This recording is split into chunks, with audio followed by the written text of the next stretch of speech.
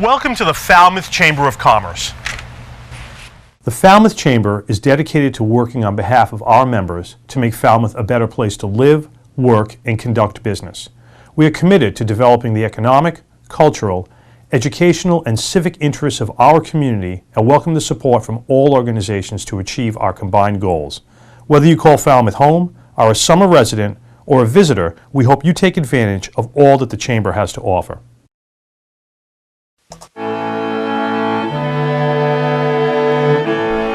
Nestled in a classic New England setting, amid 200-year-old elm trees, and charming colonial homes, stately sea captains' homes, and charming Cape Cod salt boxes, Shoreway Acres is a graceful blend of Cape Cod's past and present. Shoreway Acres, proud sponsor of Falmouth Community Television. Green Harbor Waterfront Lodging is nestled in a woodland setting on a picturesque ocean inlet. Green Harbor offers a family waterfront vacation. Enjoy our private boating beach with dock, rowboats, and paddle boats, oversized heated outdoor pool, and kiddie pool. Relax in our waterfront and beachside accommodations. 548-4747 or gogreenharbor.com. People think that a locally owned and operated appliance store may not offer what they need. Actually, we have trained and dedicated sales associates, expert delivery and installation, professional repair service, and personal customer service. Plus, we have access to a huge local warehouse with over 6,000 models in stock. Crane Appliance. We call the Cape and Islands home. CARLSON Printing for all your printing needs. 508-548-7303 or toll free at 1-800-696-7303. Our email address is carlsonprinting@aol.com. CARLSON Printing for all your printing needs. Hosting services for fctv.org are provided by MegaNet Communications. MegaNet offers a wide array of internet services including Mega Backup Cloud Service, server co-location, T1, fiber, Metro Ethernet, as well as telephone services such as hosted PBX and digital voice. Their number one goal is to keep your communications network up and running and allow you to focus on growing your business. 877-634-2638 or meganet.net.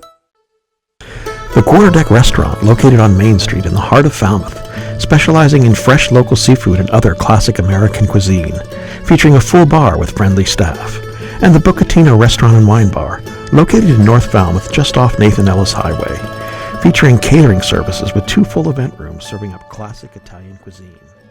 The Quarterdeck Restaurant and Bucatino Restaurant and Wine Bar, we're here to serve all our friends in Falmouth.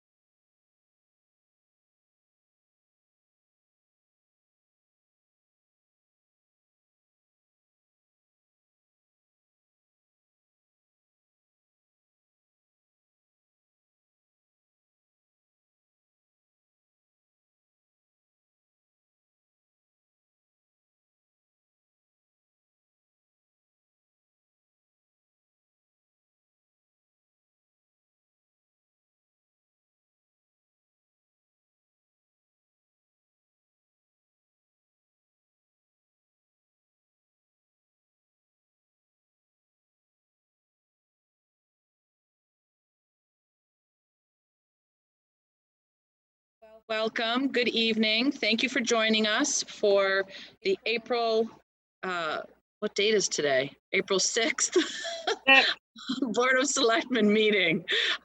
If you would please join me in a pledge of allegiance, please.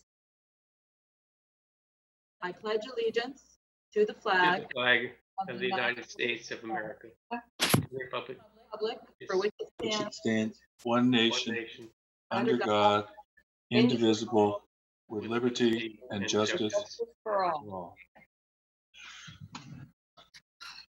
Thank you very much. Let me start by just reading an announcement here for how this meeting is being conducted. And bear with me, it's long, so I do have to refer to some notes. I am calling this meeting to order for the Falmouth Board of Selectmen. And just as a preliminary matter, I'll confirm for the record the members and the staff present. So when I call out your name, would you please just respond back with an affirmative that you're here with your own name? Okay, so let me start with that. And again, this is in no particular preference. I'm just doing what I see in front of me on the screen. So Doug Jones, Doug Jones here. Sam Patterson, Sam Patterson here. Doug Brown. Oh, you're muted. Doug Brown here. Great, thank you. Susan Moran, Sue Moran here. Julian Suso. Julian Suso here. And I know that Peter Johnson-Staub is present. Present.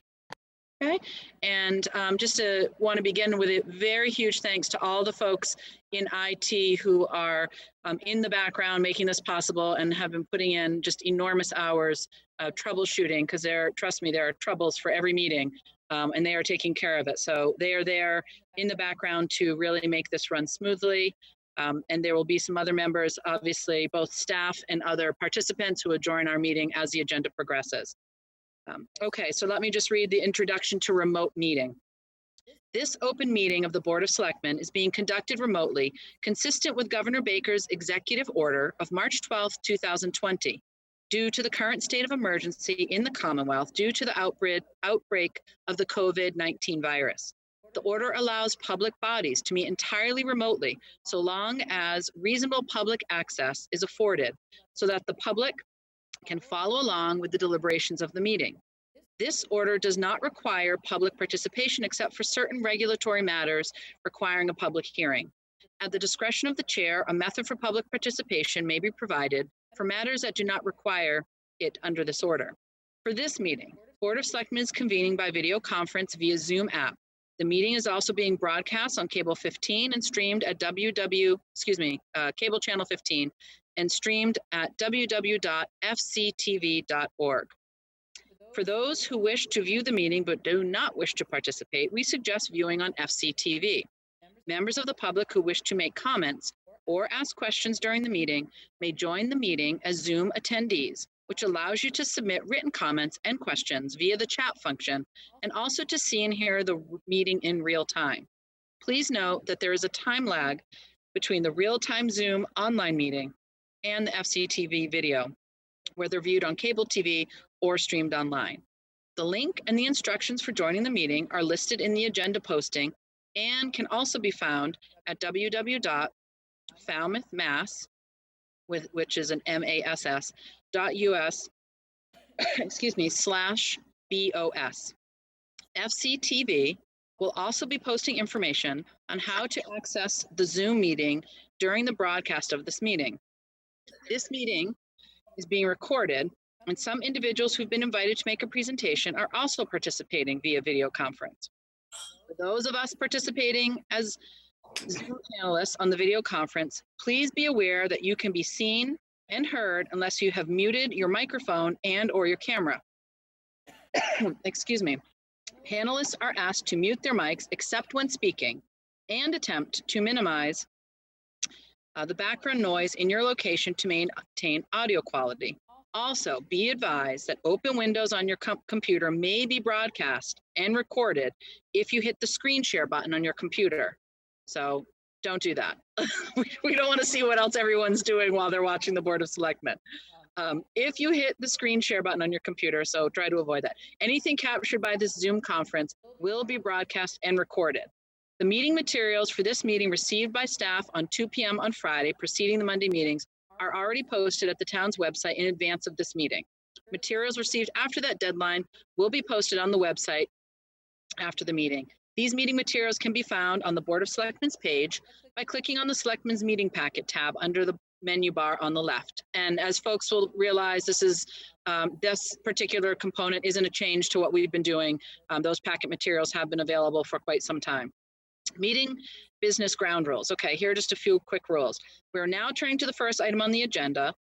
Before we do so, please permit me to cover some ground rules for effective and clear conduct. As chair, I will try to introduce each speaker on the agenda. Please remember, once you're introduced, to unmute your microphone and face the microphone of your computer when you are recognized to speak so you can be heard clearly. Please remember to mute the mic on the Zoom app when you're not speaking. Or if using a mobile phone, mute your phone when not speaking. When a meeting participant wishes to interject a question or comment, please state your name and ask to be recognized.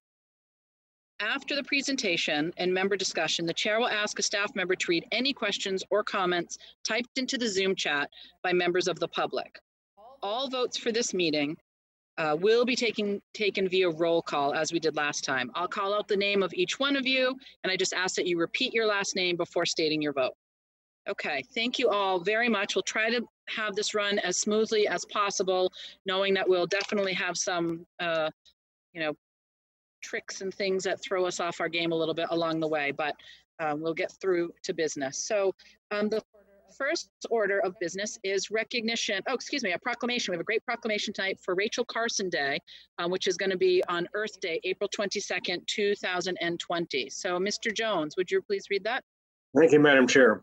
Whereas this year is the 50th anniversary of Earth Day, and whereas Rachel Carson's book, Silent Spring, is credited with the launch of the environmental movement, provoked the passage of the Clean Air Act in 1963, the Wilderness Act in 1964, the National Environment Policy Act of 1969, the Clean Water Act and Endangered Species Act, both 1972, and led to the establishment of the Environmental Protection Agency in 1970. And whereas Rachel Carson studied at the Marine Biological Laboratory in Woods Hole during the summer of 1929, which she had her first significant and subsequent encounters with the sea. And whereas Rachel Carson returned to Woods Hole in subsequent years to work at MBL and later at the Fisheries Service, now the National Oceanic and Atmospheric Administration. And whereas Rachel Carson, the environmentalist and writer, wrote numerous magazine articles, essays, and government documents, and 3 sea books: Under the Sea Wind, 1941, The Sea Around Us, 1951, The Edge of the Sea, 1955. Her fourth and most environmentally impactful book was Silent Spring in 1962. And whereas Falmouth citizens and community organizations erected a life-size bronze statue of Rachel Carson at Waterfront Park in Woods Hole in 2013. Now, therefore, we, Megan English Braga, Douglas C. Brown, Douglas H. Jones, Susan L. Moran, and Samuel H. Patterson, as selectmen of the town of Falmouth, by authority vested in us, do hereby proclaim Rachel Carson for her significant contributions, leading to April 22 being designated as Earth Day 50 years ago. Second. Okay, thank you. All those in favor by roll call: English Braga, aye. Jones? Jones, aye. Patterson? Patterson, aye. Brown? Brown, aye. Moran? Moran, aye. Great. And Sue, did you have anything that you I just want to recognize Don Melanson for everything that he's done to bring this forward. Lots of hard work. It's a complicated process, and he did it very successfully. So just want to recognize his work. Wonderful. Thank you. And certainly, may not be able to celebrate in the same way that we had been planning, but plenty of ways to really recognize both Earth Day and the impact of Rachel Carson, who had such a connection here with our community. So thank you very much to all who worked on that. And Chair, if I could just interject, did you want to mention the water stations at this point or in the announcements? Nope, it's under, we'll go under recognition if anybody has anything, and then it'll be under announcements. So Okay. Did you have anything for recognition? You're just muted. just continued appreciation for all the people that are holding down the fort at the grocery stores and the banks and the police and the fire and everyone who's hanging in there and going dangerously forth every day and carrying on. Great, thank you. And also, just we'll get into this under some of the update on COVID-19, but just I think it fits under recognition, just to really recognize all of the individuals who are volunteering to make masks for healthcare workers and first responders, and who are digging through businesses and organizations who are digging through their supplies and providing professional masks and gloves and gowns and other things to, again, healthcare workers and first responders. We have seen deliveries almost every single day in the last couple of weeks of various sizes, both from some of our scientific institutions in Woods Hole, from some civic organizations that have worked with some of our legislators, and also from individuals who are working like crazy sewing some of these masks. So we deeply appreciate it, and it is still much needed, and just a real sign of hope and compassion with all the other tough headlines. So huge recognition to regular citizens just continuing to go above and beyond. So huge thanks. I suppose it would be fair to give a little word to the governor for securing those masks and working with the Patriots to deliver them and sending off 300,000 to New York. That was pretty classy. We know Robert Kraft watches our selectmen meetings, so we want to thank you, Bob, for those masks. I know he usually tunes in on Mondays, so huge thank you to him and to the governor and everyone else. So, okay, under announcements, we have the Woods Hole Waterfront Park water bottle refill station from Falmouth Water Stewards, and I know that Alan Robinson was going to potentially make a presentation. We're trying to streamline a little bit because we just have so much on the agenda.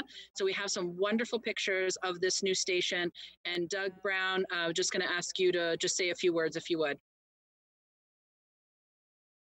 I'd be happy to. So the water stewards have been continuing on with water station installations.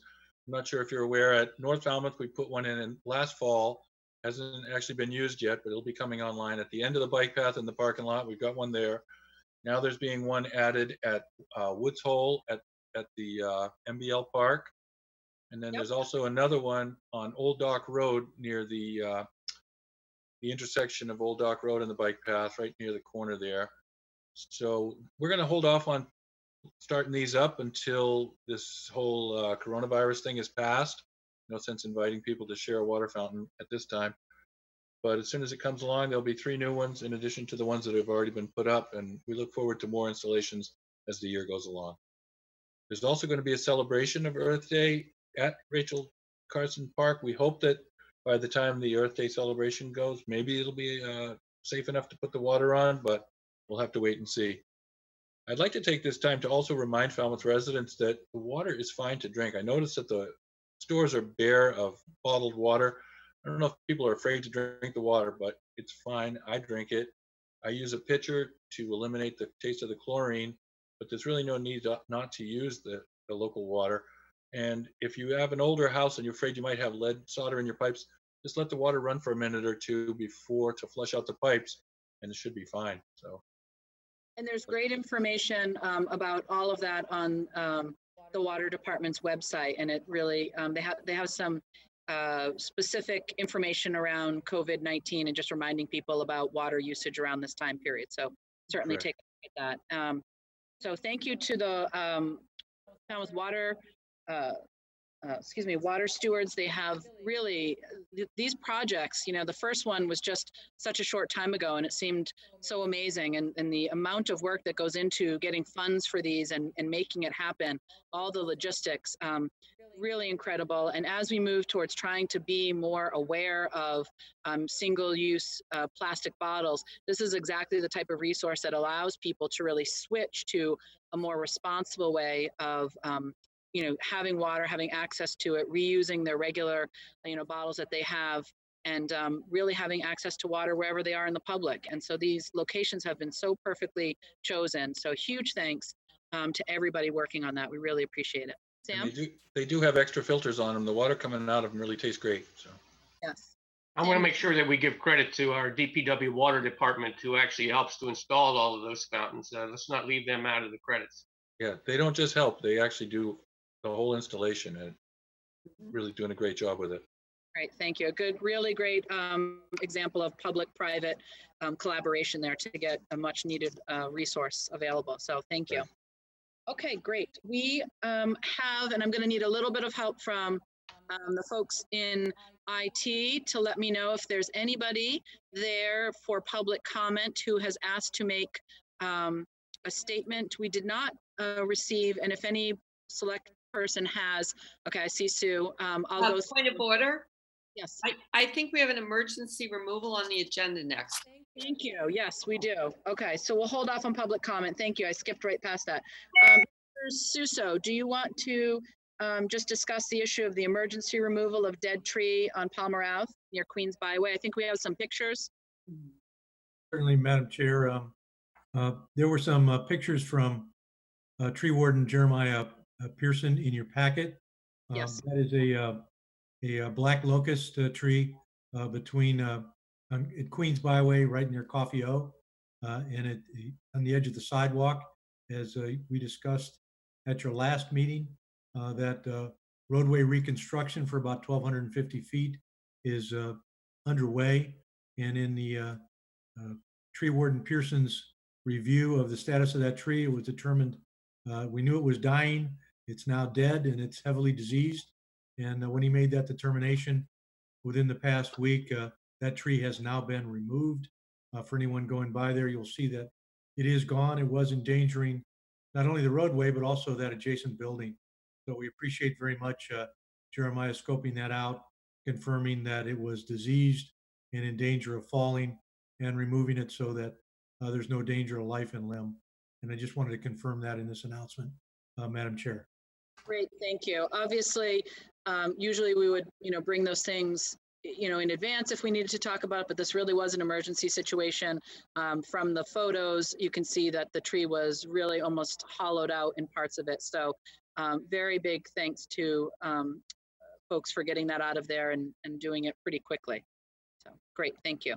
Okay, now we'll move on to public comment. And if there is anyone here, if you're an attendee and you're an attendee who's signed in order to make a comment during public comment, please be sure to submit your comment via the chat function. And otherwise, I don't think I see any at present. I will give it just one more minute in case somebody hasn't figured out that function.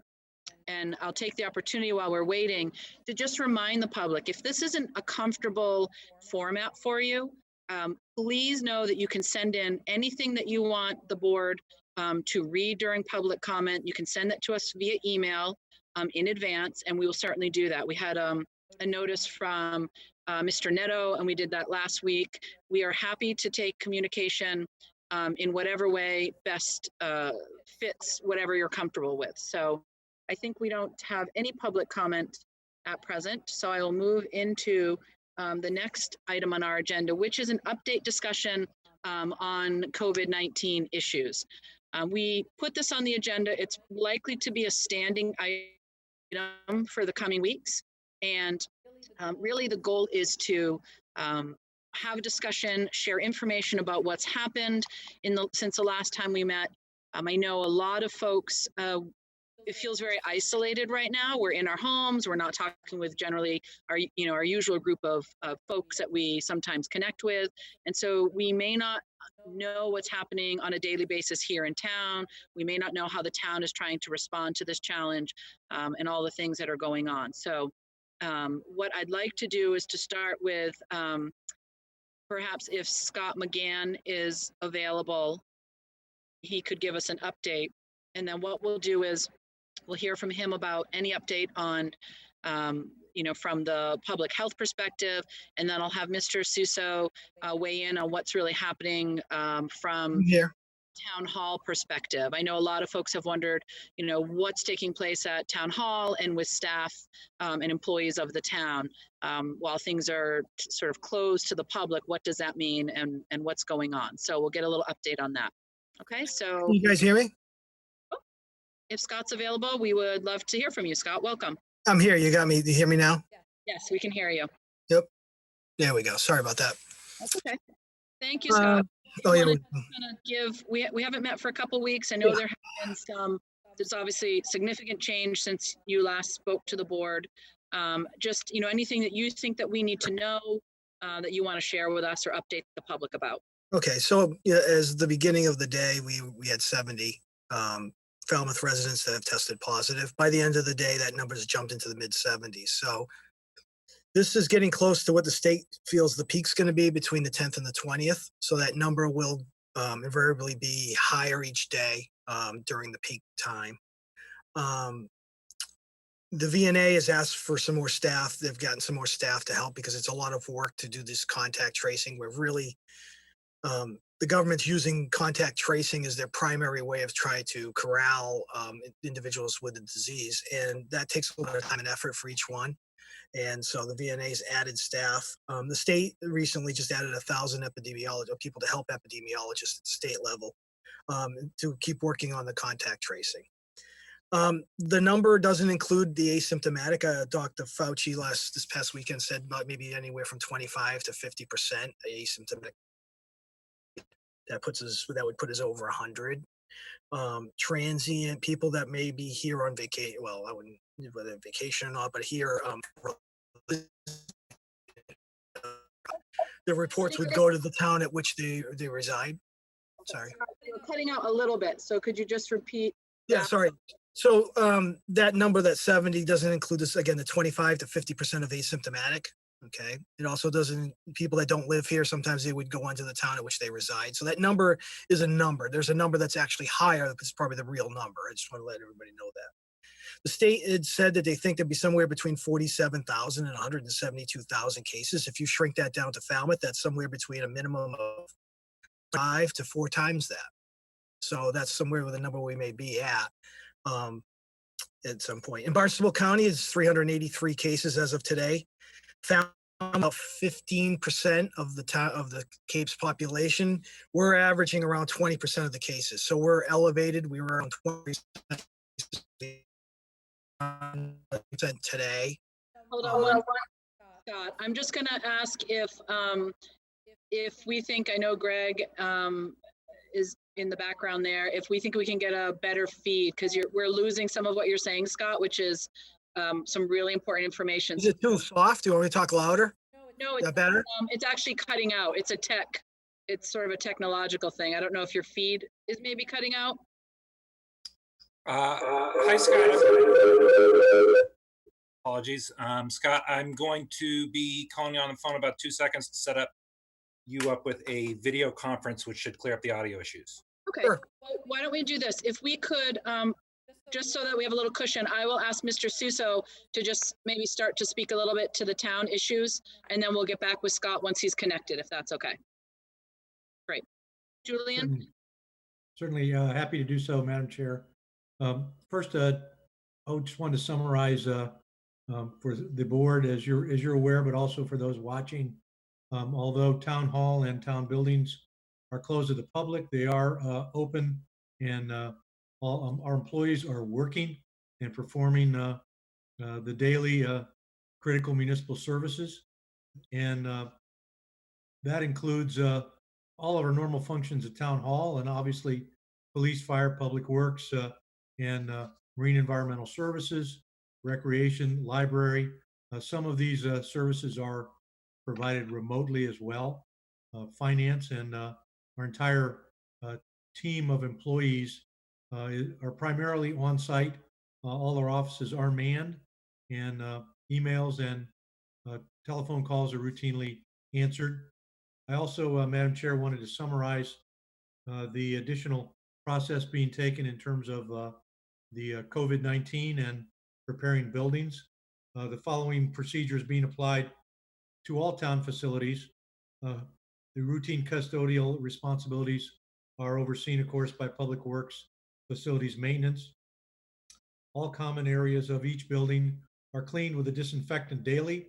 This includes all those areas where the public commonly enters, waits, or gathers in securing services. And of course, that's not currently occurring, although the police department is open on a limited basis for obvious reasons. Nonetheless, these public areas where employees also pass and gather are disinfected routinely on a daily basis. Well, further included in this are all meeting rooms, switchboard reception area, all public office counters, all railings, doorknobs, entry and exit door handles, and any and all related activity areas, including stairways and lockers.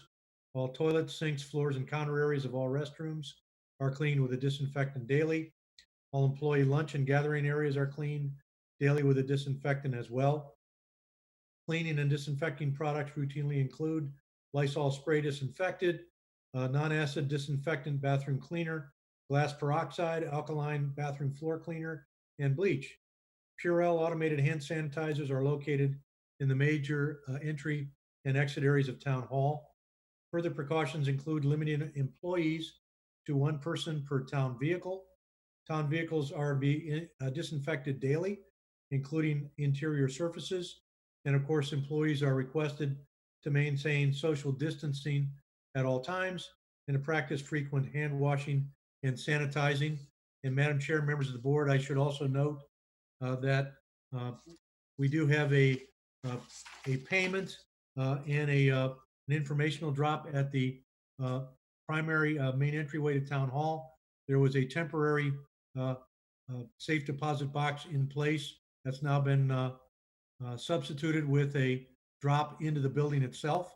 And in the rear of Town Hall, we have three different mailboxes at which customers can drop or pick up information for building, health, planning, zoning, board of appeals, conservation commission, and veterans. I think I covered everything with that, so that the inflow in and out continues, and our dedicated employees, I think I may have not mentioned notably both building and health in our main area there, where we get plans and information dropped off, but obviously they all continue to work steadfastly, including our health agent, Scott McGann, who's with us here this evening. So I want to give that preliminary report. I do have comments on a couple other items, Madam Chair, but can defer to Scott McGann if you'd like to do that at this point.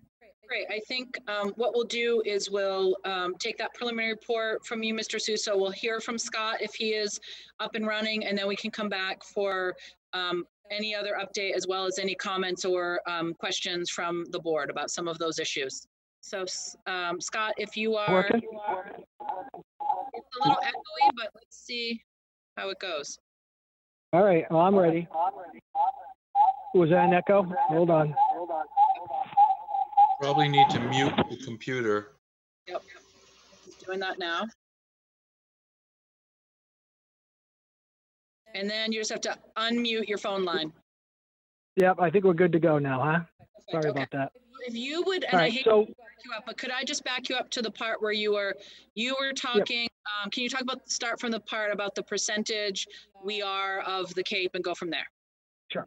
All right, so we're about 20% of all cases of the 383 that they've got positive in Barnstable County. Our population is somewhere around 15%, so we were trending up around 23% as of last week. I don't know if that's just a blip or something of that nature. So we're averaging slightly higher. It's about 1 in 450 people is about what we are with that number. So we are slightly higher. The state's probably somewhere around 1 in 500 to 100, somewhere around in that. So we're probably average for the state, but we're a little bit high for Barnstable County. And so, you know, that may fluctuate as time progresses. I'm not sure. You know, the state, like I said before, I don't know if you got this, that the state thinks it might be somewhere around 47 to 172,000 cases, which would put Falmouth somewhere at a minimum of 225 and a maximum of somewhere around 4 times that. So that could be our number at the end of this, with the peak happening somewhere between the 10th and the 20th of this month. Obviously, we still need to continue with the social distancing. We've been fighting a lot of different, we get a lot of phone calls, and people are encouraged to call. Even if I don't return the call, it's not that I didn't get the call, I'll follow up. A lot of times they're redundant calls. But we are taking all calls and trying to follow up on as many of the things, because we get, you know, we got a lot of people policing it for us, so to speak, and we try to follow up on that. You know, this week, today, Julie and I and the chiefs talked, and we talked about getting the basketball courts There seemed to be a hangout, so we've done stuff to the nets. I noticed that at Heights Beach today. We've done the beach lots this week, and we have to continue to sort of tighten up those areas that might be where people are congregating. I'm encouraging people that if they do their shopping every other week or every week at max, don't go out and grab 2-3 things a day and go out every day and expose yourself. Today was a nice day. I saw a lot of people on the streets, and we're trying to get away from doing that on the streets. People have to get some stuff. They have to get the medications, but try to minimize the amount of times that you go out. So that's sort of the details. Like I said, the number's going to jump a lot in the next, week or so, and hopefully level off and go back down. But, that's where we're at, somewhere in the mid 70s by the end of the day today. So. Great. And I just want to emphasize too, and I see you, Sam, two really important things that you said, which number one, and this pertains really across the board, hundreds of phone calls are coming in about this issue and emails. I can assure every member of the public they are being heard, they're being listened to, they're being followed up on. It is virtually impossible for Scott's department, never mind some of the other departments, to physically return the phone call of everybody who's called to report something they're concerned about.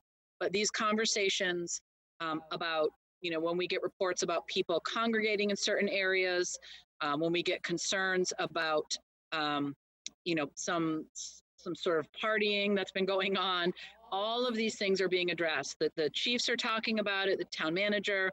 I've been on a lot of those phone calls. Scott is following up on them.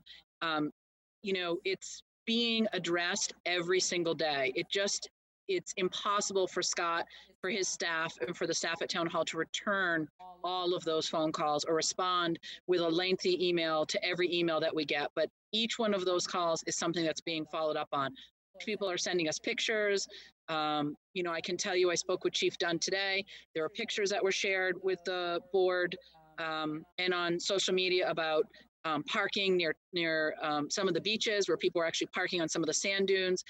Tickets were given out. The issue was addressed to try and, number one, protect people from, protect the dunes from people parking on them. And number two, to enforce the fact that we are, at both the town level as well as our governor's, state orders, we're being asked to social distance and stay at home.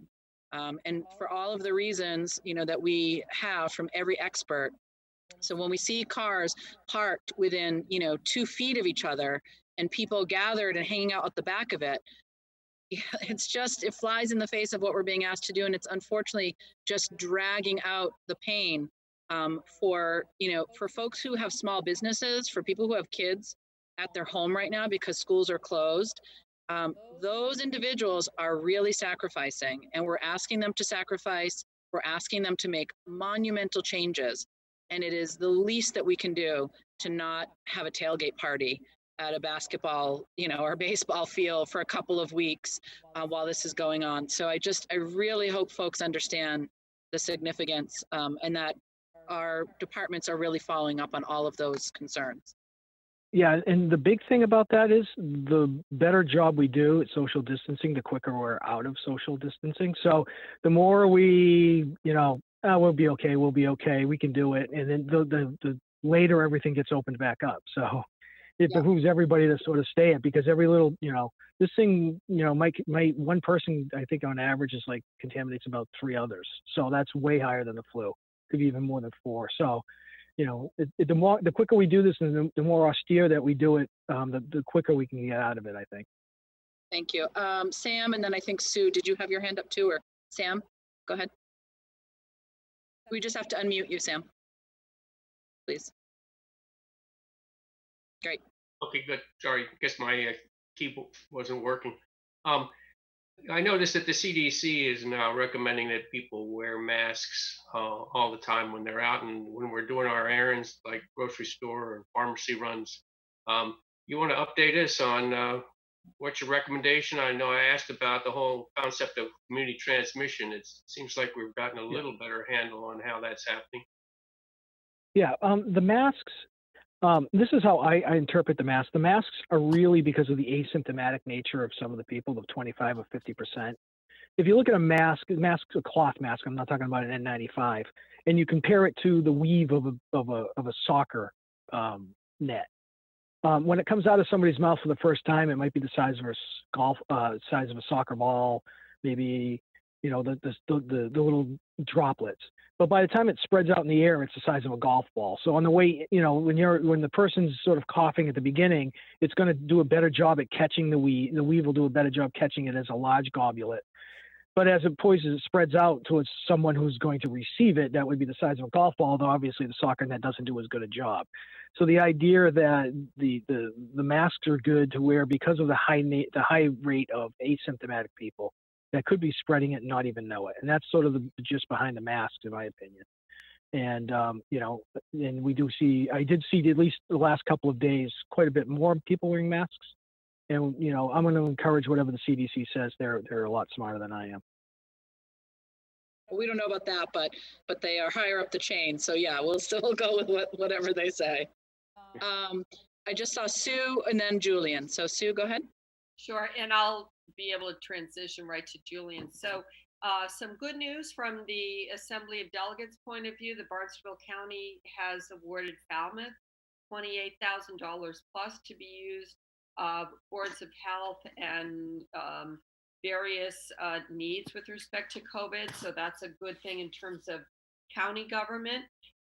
One thing in terms of the legislature for Massachusetts, there is House Bill 4586, which is to allow municipalities to waive late payment penalties for fourth quarter tax bills due May 1st. And that would be something I'm sure the staff and Julian will be looking forward, and also to extend the deadline for property tax exemptions and deferrals from April 1st to June 1st. So those are things that are kind of on the headline to be looked at going forward. And then with respect to the clerk, Michael Palmer, he did also announce today, in fact, sent me a request for folks to use a special state election early ballot application. And that is before the May 14 election. That's something that you can put right in to the box that the town manager was talking about. So that's all COVID related news that I just received all today. Great, thank you, Sue. Julian. Thank you, Madam Chair, and thank you, Selectwoman Moran, for the good news on that county financial assistance as well, and the other items.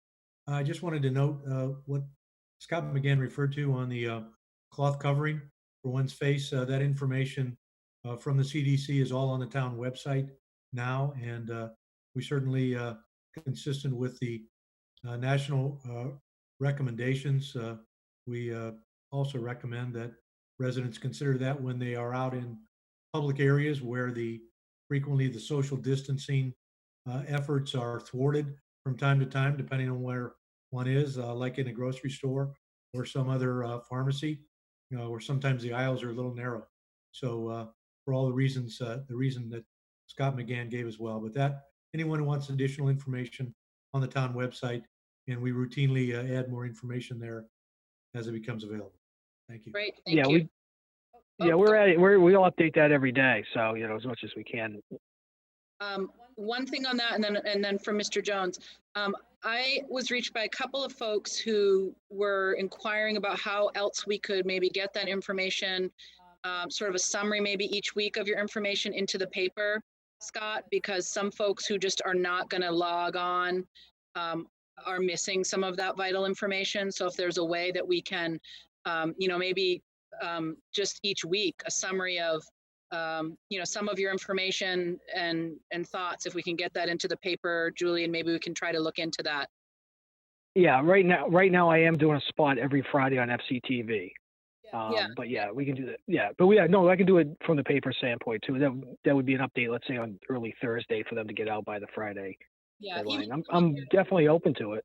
Yeah, some of the great directives and letters that you and Julian have been putting out, even something to that effect. You know, just kind of updating folks and giving them, you know, just some guidance that you're sharing for the individuals who maybe are just not accessing FCTV, and are not going to necessarily come to the website. I think it would be great if we can, not to add more, but, you know, again, just whatever you're doing, pass it out. It's fine. I had 1,200 hits. I guess my daughters told me I'm not a YouTube star yet, but I had 1,200 hits on YouTube with it. So it didn't make me a star yet. I guess I need 1 million, but whatever. Before you get any of those advertisers, but just if you want to just before we hear from Doug Jones, can you just tell people exactly where they can kind of access all of your the information and the spots that you're doing, where they can get that? Well, you go to falmouthmass.us is our website. We got you click, as soon as you get to the main page, you can just click on COVID and we've got everything in there. And Peter's been doing it a lot, and Diane Davidson and helped me. Thanks, Peter, by the way, to get all that stuff online. That's where we get the most of the information. FCTV, we put that spot up there. And anybody will call us. So I guess, so the newspaper would be the next. So we'll figure out a way to get it on and make sure the newspaper's got that as well. Great, thank you. I just want to say a huge thank you for getting all of that. I know taking time out to do those spots, you've got a lot of other things going on, but I think it's been very reassuring. I've heard so many positive things from people feeling good that they're getting regular updates from our health agents. So thank you. Doug Jones, you had your hand up.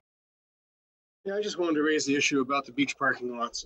I think there's some repercussions that may not have been intended. I just wanted to make sure we had a conversation about this. That they are the larger lots in town, and people are instead who want to go to the beach are now going to smaller lots and making those lots way more crowded than the larger lots used to be. So in some ways, it's working exact opposite of what we expected. I do try to get out and get some exercise and get walks near the beach or the bike path, and I've been impressed how well our community is responding to social distancing. And I think the health that they're trying to get by being outside, getting some fresh air, getting some exercise is absolutely crucial. And I just would like us to really think about whether they're shutting down the beach parking lots is the right way to go.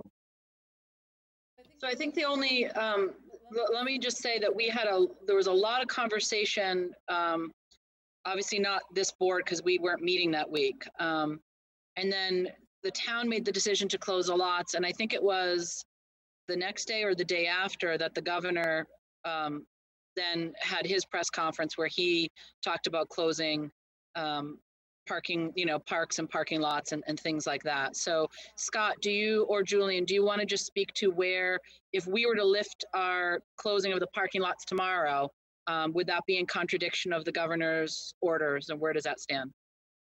I'm happy to comment on that, Madam Chair, members of the board. While the governor's order, to the best of my knowledge, does not specifically address municipal beach parking lots, as you noted, within 48 hours of our doing so, the governor closed all the beach parking lots that serve state beach facilities. So I think that he followed our lead, frankly, and our closure of beach parking lots is in the spirit of the governor's directive and his emergency order. I think it would be a step backward were we to go in the opposite direction. I've heard from a number of residents. I know many are significantly inconvenienced, but we had many reports, including from police officers. Certainly, I witnessed some of this as well, where unfortunately our beach parking lots in multiple locations served as a gathering point for significant groups of individuals, not only on the beach, but also in the parking lots themselves. And that definitely is in contravention to the governor's emergency order. So I think it's in the spirit, Madam Chair, that you commented on earlier, that if we stay the course here over the next 2 to 4 weeks, and Scott McGann weighed in on this as well, we have a significant opportunity to really minimize the suffering and disruption and sadly potential loss of life, not only here in Falmouth, but throughout the Commonwealth and other areas. So some inconvenience, some irritation, and if people will hang in there with us and recreate in a slightly different way for 2 to 4 weeks, in the spirit of the governor's order and what we're hearing at the national level, we'll all be much better off. If I may say something. Yes, I was going to ask yeah. if you can just weigh in. Yeah. So essentially, you're going to undo the so you close big things and you work your way to the little things. And when you open the little things and then start to open the big things. So the first things that we would open up would be something like a beach parking lot. And that would my suggestion would be, let's get over the hump first. Let's see what the next really bad couple of weeks do, and then go from there. I don't have a problem. I could see both sides. Doug, I went to the beach every day when the parking lots were open when I had a chance. I totally get it. But then when you see what Chapel White Beach looks like on a 70-degree day, we can't have that either. And so I think we should just get through the peak.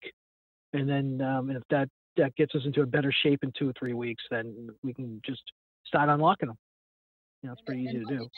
Yeah, and let me just, Sue, right before you weigh in, let me just speak to the issue that I know I've received from some folks, which is leave it open and have the police drive through and break up crowds.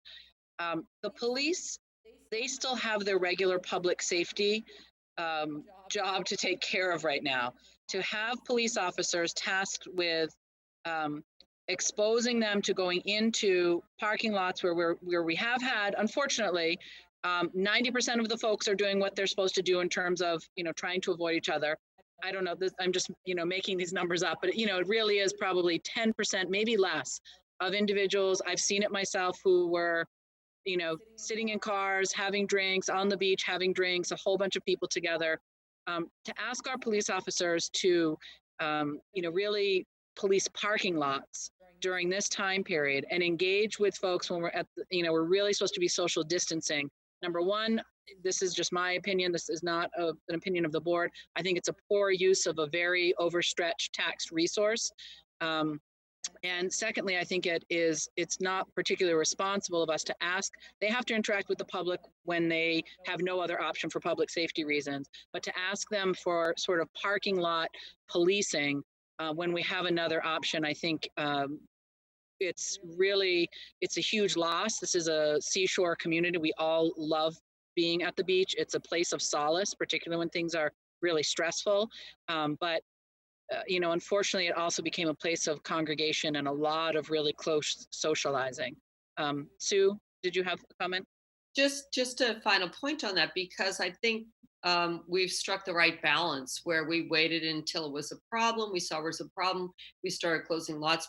And to pick up on what our health officer, Scott McGinn, is saying, the economic vitality of our town center, depends a lot on tourism and being able to open up in time, hopefully, so that we can catch some economic benefit. I think it really is crucial for the ongoing businesses. We have a lot of small businesses that are heavily affected by this. And if everyone pulls together and we follow the rules and we do the right thing, I think Mr. McGinn is giving the right advice, and that it's painful now, but there will be a shorter time. And I think that will have a direct benefit on giving our businesses a chance to really be financially viable after this is over. I think we owe it to the vitality of the town to follow the rules and be responsible. So thank you for that.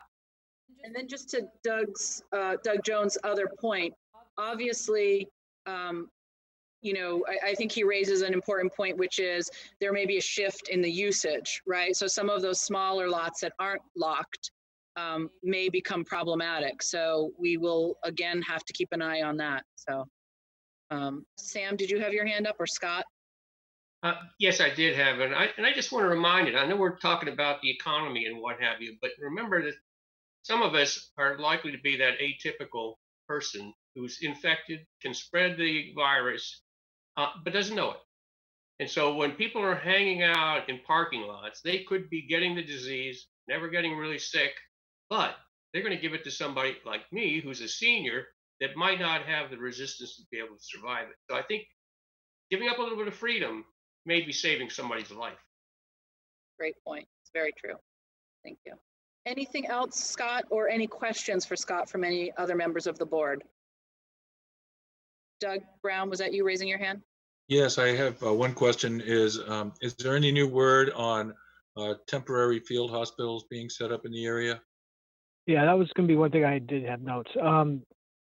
So what's essentially happening is the Royal Nursing Home on Main Street, the patients are being moved to the property on Jones Road next to Morse Pond School. And that's happening this week. And that's going to free up Royal to be what they call a step-down facility, which will be for those who need COVID treatment, but are not like on the vent or any of the more serious. So it's called a step-down unit. There'll be 80 beds for that, and they're currently working on that. That'll be probably operational, I heard, by the end of the week. So that'll be the Royal on Main Street. It'll be a COVID-only facility for 80 beds. And I just heard. So hopefully we don't need it. I mean, I pray we don't need it, but we may, and we'll have it there. And I just heard today, actually, Governor Baker noted that the next field hospital, for lack of a better word, would be actually at Joint Base Cape Cod if we needed it. Cape Cod Healthcare would be running it, and that they felt that was a good location because obviously they have sort of that infrastructure in place for that to be possible.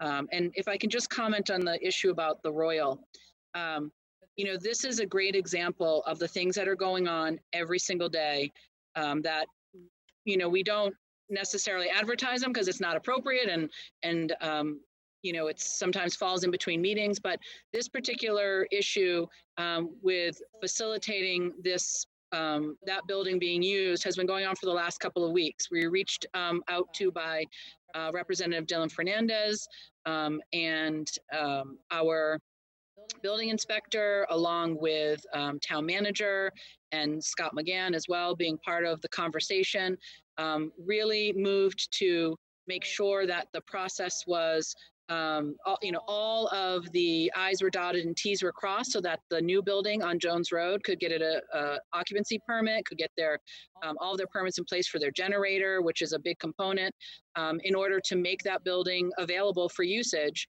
so that the building on Main Street could then be used as a unit for this. So these are the type of things that are happening within our community every single day, people collaborating, working together to try and problem solve, to make resources available for members of our community as we need them. And those things are continuing to go on.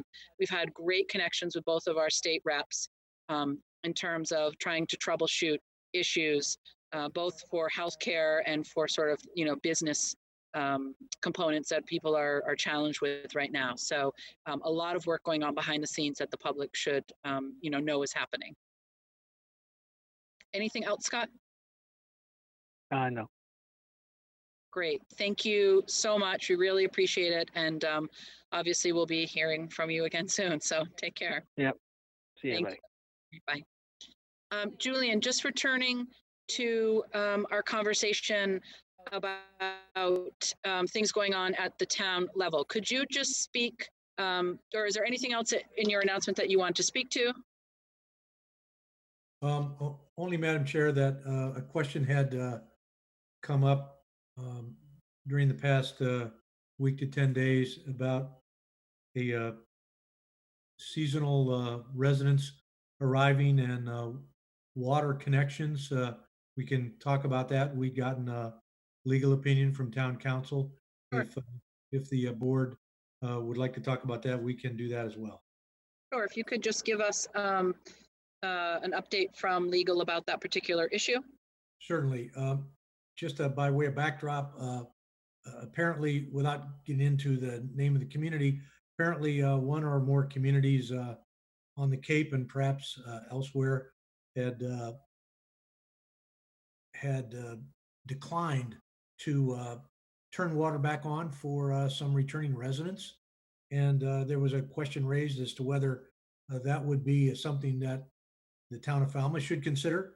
And speaking with town council confirmed that that would be a violation of the governor's emergency order, as well as potentially a civil rights violation, because the governor's emergency order, for instance, listed water as one of the essential elements that residents are entitled to, and obviously potentially declining to turn water back on for someone returning to a temporarily unoccupied dwelling would be denying them that service.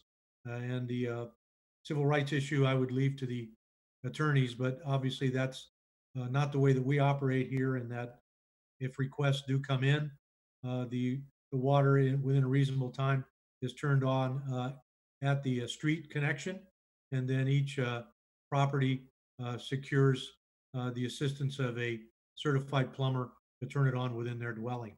So that's just a little bit of a summary of another issue which came up within the past 10 days. Okay. Also, I know some folks have asked us about, why are police not stopping individuals who are coming from other states. Just a quick reminder that, when Rhode Island was stopping everyone from New York and New Jersey, there was actually a lawsuit filed, and they ceased doing that because it is really problematic. So they started to try to stop folks, or just screen people who are coming through from every state. We certainly understand people's concern, but we also recognize that really the problem is within the community itself. We already have COVID-19 here, and the best way to really prevent the spread and the best way to focus our resources is getting people to follow all the things we just heard from our health agent, staying at home and really social distancing, using masks. It's not necessarily trying to track down individuals to ascertain whether they've brought, COVID from another state. So we really cherish all the members of our community. We understand the fear that people have, but we also recognize that that fear doesn't necessarily balance with sort of best health practices. And those are the things that we're going to follow from both the state level and from our own health agent. Sue? But one piece to that is the following of the social distancing. So that includes 14-day quarantine suggestion. So there are things you can do. You can have someone else pick up your mail. I know folks at the local post offices were concerned with the influx of folks coming to get their mail. Well, have someone else pick it up is a great idea. There are food pickup services locally. There are great businesses.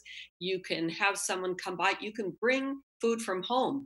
Plan to bring your cooler, stock your refrigerator, do your 14-day quarantine, and then social distance. There are rules already in place for everyone to follow. So all of these things are, and then Falmouth Hospital has requirements. I understand that you have a local doctor for a referral admission. So you should check on those, just those basic things, so that our entire community can go ahead and function in the welcoming way we all do all year. Usually we just have to add this social distancing piece and look at available services for that 14-day quarantine.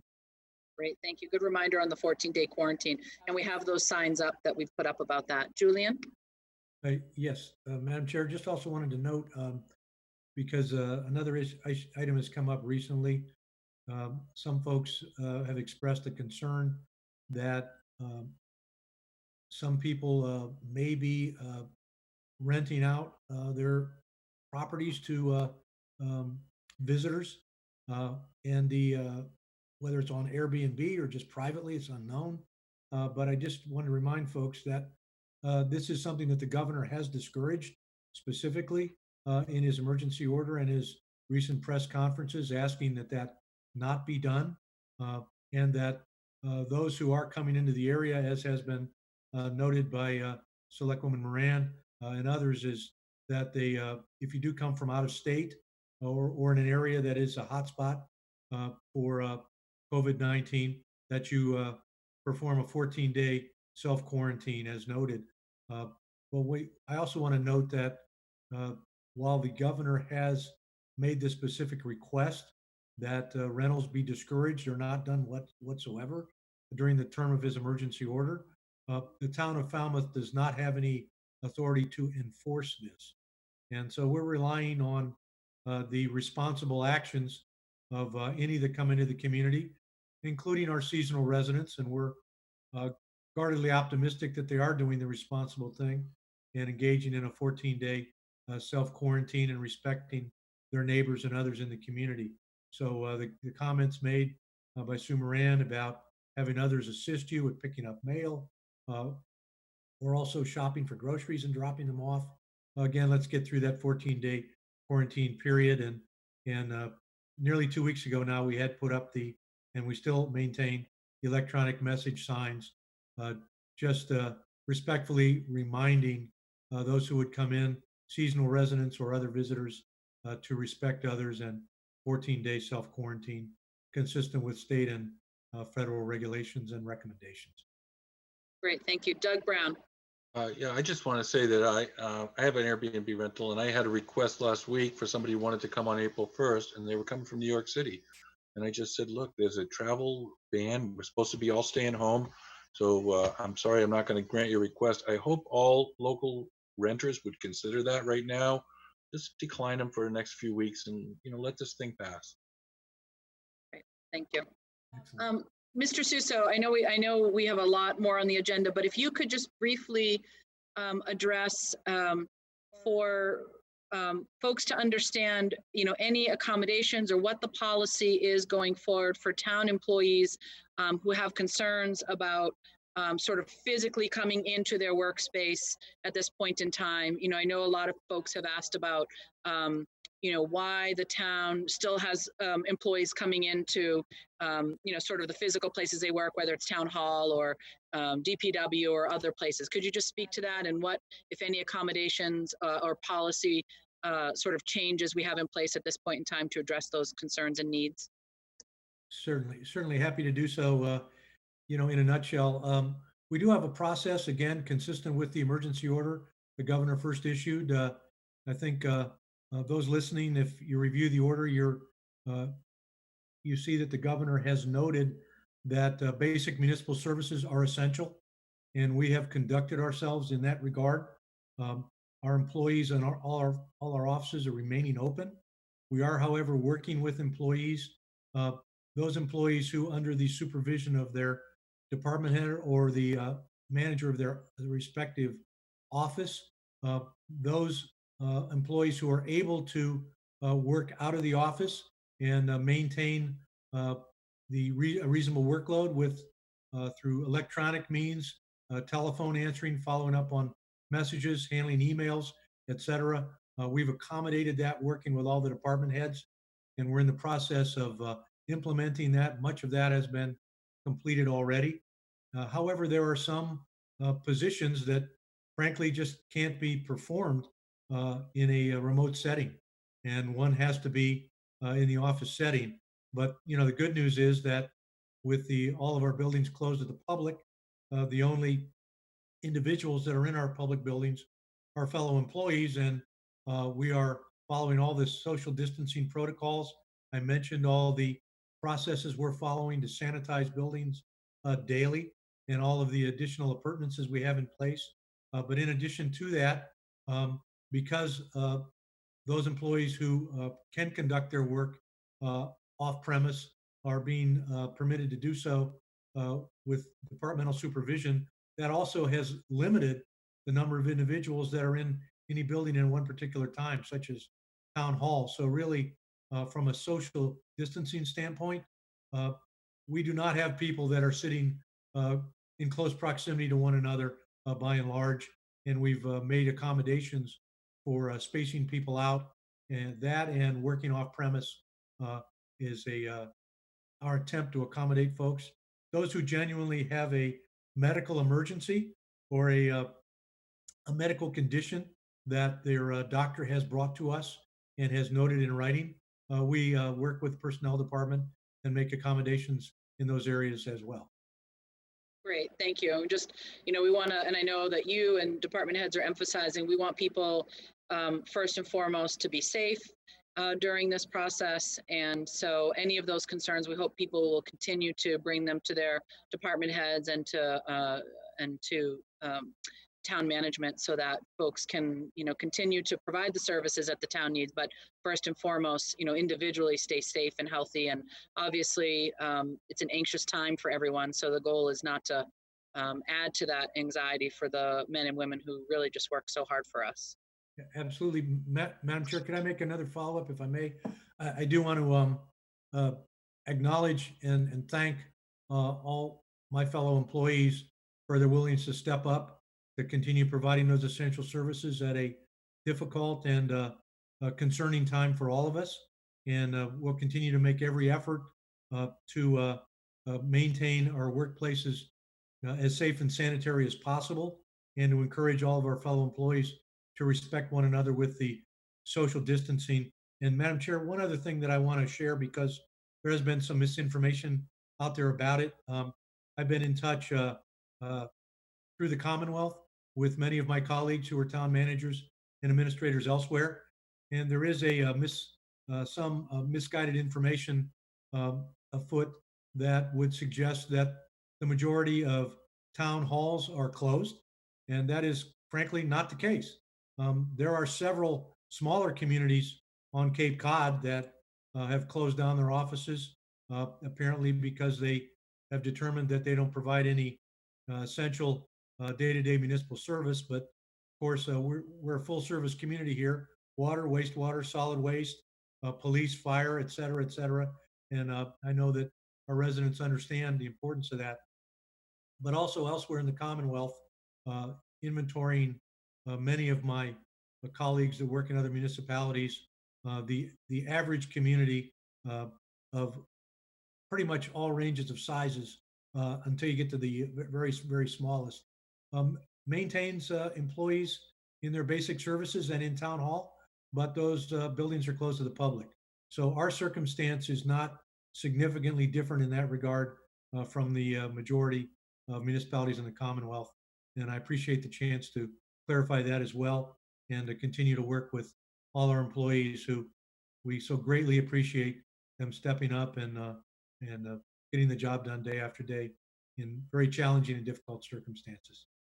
Great, well said, thank you. Any other questions for Mr. Suso on that issue? Okay, I'm going to move along now.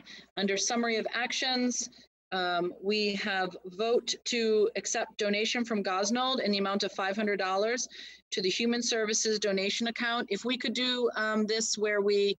Jones moves approval? Yes, so Doug is going to move approval, and Sue, can you second all things, please? We'll just make it easy. So, okay, so I have a motion and a second. All those in favor, roll call. Patterson? Patterson, aye. English Braga, aye. Brown? Brown, aye. Moran? Moran, aye. Jones? Jones, aye. Okay, approve request for change in shellfish regulations, Southern Bournes Pond family area. Are we having, yep, okay, great. I see Greg Frazier. Greg, are you going to give us some information on this? You're just muted. Sorry about that. Yes, I dropped off some information for you this afternoon. Yes. Basically, the request that we sent over just to speed up the opening of Bournes Pond family area approximately a month. That typically would open on the first Saturday in May. We're asking that it be open instead the 11th of April to basically make it a little bit easier for some of the families out there that are struggling and don't have access really to some of the other family areas. And also knowing that come May 1st, many of the areas that are currently being fished shut down seasonally. Okay, great. Any questions? I move approval. Okay. Second. Okay, all those in favor by roll call. English Braga, aye. Patterson? Patterson, aye. Brown? Brown, aye. Moran? Moran, aye. Jones? Jones, aye. Great, thank you. Greg will be coming back to you, I'm sure. Thank you. Thank you. Okay, approve letter to Governor Baker regarding Plymouth Pilgrim Nuclear Power Plant. This is what we had talked about for a while. We've been talking about this for a while. I move approval of this letter as we've seen it. Second. All those in favor by roll call. English Braga, aye. Patterson? Patterson, aye. Brown? Brown, aye. Moran? Moran, aye. Jones? Jones, aye. Great, thank you. We have vote to place charter amendments on the town ballot. This is as we have again also taken a look at. I would move that we put those articles on the town ballot. Second. Jones, Okay. Second. Okay. English Braga, I. Patterson. Patterson, aye. Okay. Doug Brown. Brown eye. Moran. Moran, I. Okay. And Jones. Okay. All right. We have a notice of conveyance of 110 Alton's Lane 1B. Do we need some discussion or background on this, Mr. Suso? Thank you, Or Madam Peter? Chair. You have a copy of a letter from our housing coordinator, Carla Ferroni. And Carla analyzes and provides some basic background information on that. Peter Johnson Staub is also with us and can comment on this as well. I note that Carla recommends that no action be taken at this time. And Peter, don't know if you want to interject anything further. Sure, I could give a little bit of an overview. This is a deed restricted affordable housing unit, and we have much better news on this unit than we did for the prior one. Twofold. One, we do have a motivated, we have an eligible purchaser has been identified by the monitoring agent and resale agent, which is the Housing Assistance Corporation, and the seller is motivated. This is also one of the newer deeds, so the timelines and the town's ability to control the future of this deed restricted affordable unit is much better. So although the recommendation is the same as last time, which is no action required, we wanted to make the board aware of the situation, and we are hopeful that this will end up staying on the affordable rolls and will soon be filled. Of course, the financial markets are in a bit of a disarray, so it may be prolonged somewhat for the housing, the housing financing, the mortgage financing to be approved. Great. Any questions? Okay, do I have a, I guess we don't. There's no action required, right? Sam, did you want to say something? It's a question, if I could. Peter, is it sufficient to have a purchase and sale agreement, even though the financing hasn't been quite finalized? Yeah, there are timelines in the deed that speak to that. So having a purchase and sale agreement executed does allow for some more time to be added on. And sometimes you get into a realm where if the seller and the buyer are working together, sometimes the legal timeline might slip, but if you've got two parties that are in agreement to do that, that can happen as well. Okay. Any further questions? Okay, so we don't have to take any action at this point in time. Next, approve letter of support for Woods Hole Oceanographic Institution application to U.S. Department of Commerce for funding in support of Hui waterfront redesign efforts. You all have the letter in front of you. Was there any background you wanted to give Julian or Peter on this? I'm happy to make a few other comments. The board will recall we have partnered with some state seaport grant funding with Hui on the Iceland dock and their waterfront project, and this is another step in that same process, although this is with the Federal Economic Development Administration. So they're asking for a letter of support, which I have drafted for the board's consideration. Any comment on the letter? I would move approval. Since we've given other letters of support, it would be odd not to continue with this one. Jones. Good letter. Second. Okay, by roll call, English Braga, I. Patterson. Patterson, aye. Jones. Jones, aye. Brown. Brown eye. Moran. Moran, I. Great, thank you. A letter of support for Edwards Marks Building Committee's application for Massachusetts Preservation Projects Funds, round 26 for pre-development project funding for historic structures report for the Edward Marks Building / the poorhouse. Peter or Julian or Doug Brown? Yep, Doug Brown, go ahead. I just want to. You just muted yourself, Doug. You started off strong. Thanks to the committee for taking this initiative to try to find some other funds to work on the grant, the Marks Building, rather than just relying on CPC funds. Right. And again, we've really gotten some great work from this committee in a short period of time. So this is just looking for some funds. Any questions from the board? Okay. Jones, move approval. Second. Okay, roll call. English Braga, aye. Patterson, Patterson, aye. Brown, Brown, aye. Moran, Moran, I. Jones. Jones, aye. Okay, I just wanted to go back quickly because I was remiss in when we accepted the donation from Gosnold.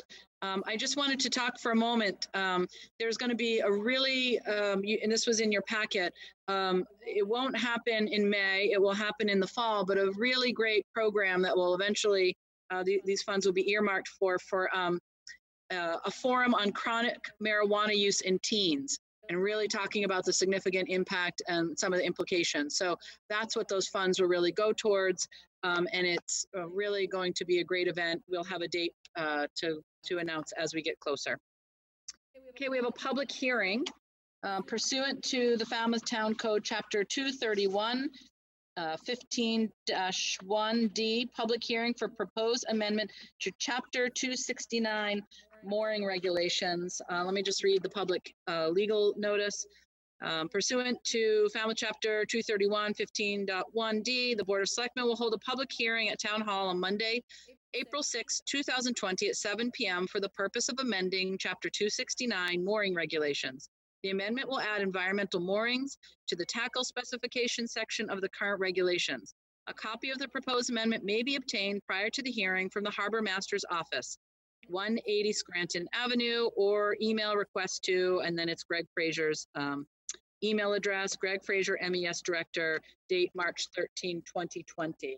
Welcome back, Greg. If you could just sort of talk us through this, and I will keep an eye, Peter Johnson-Staub, on the chat function to see if anybody has weighed in to discuss this particular issue.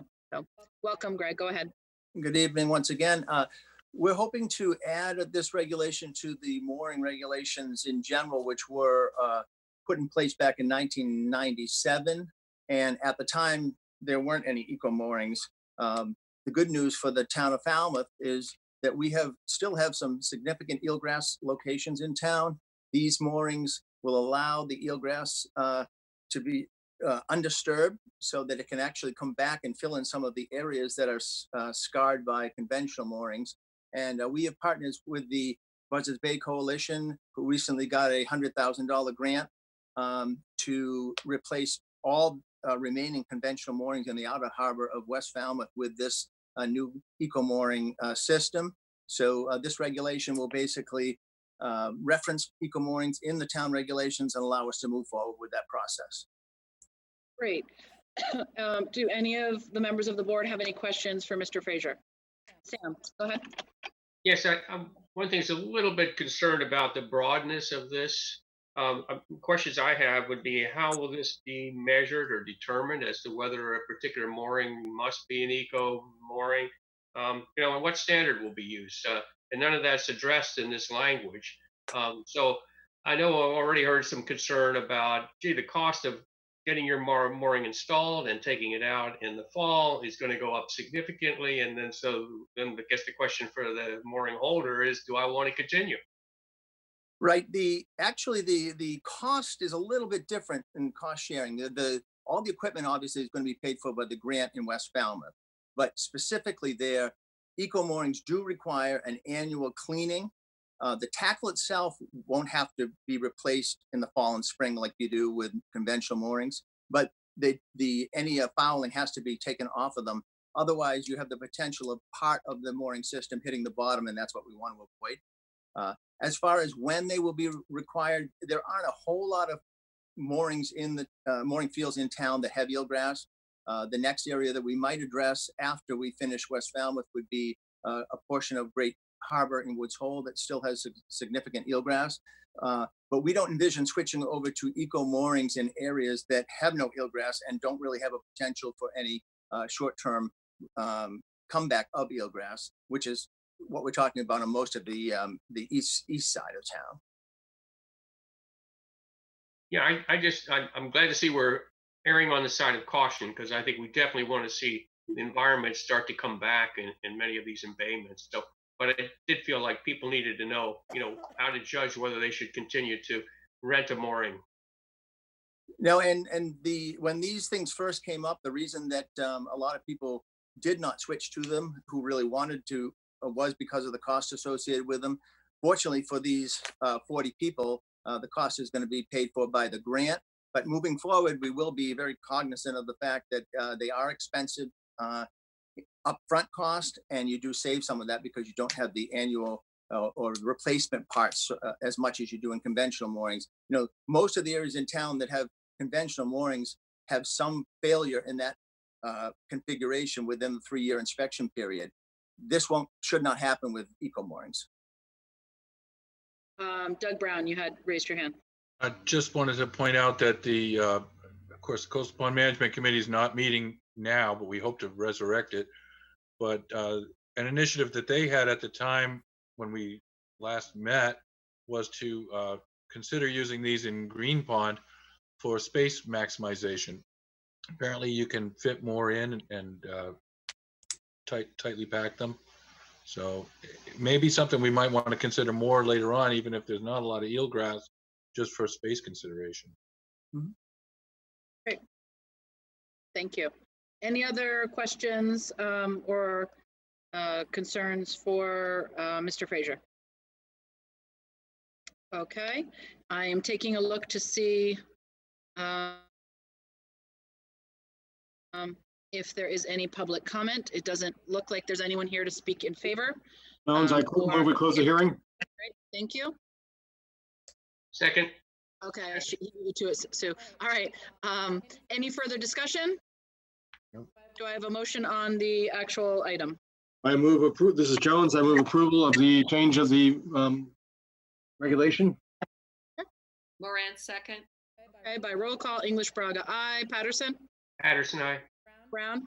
Brown, aye. Moran? Moran, aye. Jones? Oh, one Jones, more time. aye. Great, thank you. Thank you, Greg. We appreciate you sticking around. Thank you. I'm going to take out of order, instead of discussing COVID limitations on upcoming events, I'm going to do the interviews for the committee so that we're running behind schedule. I want to make sure these folks have actually been waiting kind of online here. So this is for a couple of different, we have a zoning board of appeals position with one vacancy for a full voting member for an unexpired term that will end just in a few months, actually, 6/30/2020.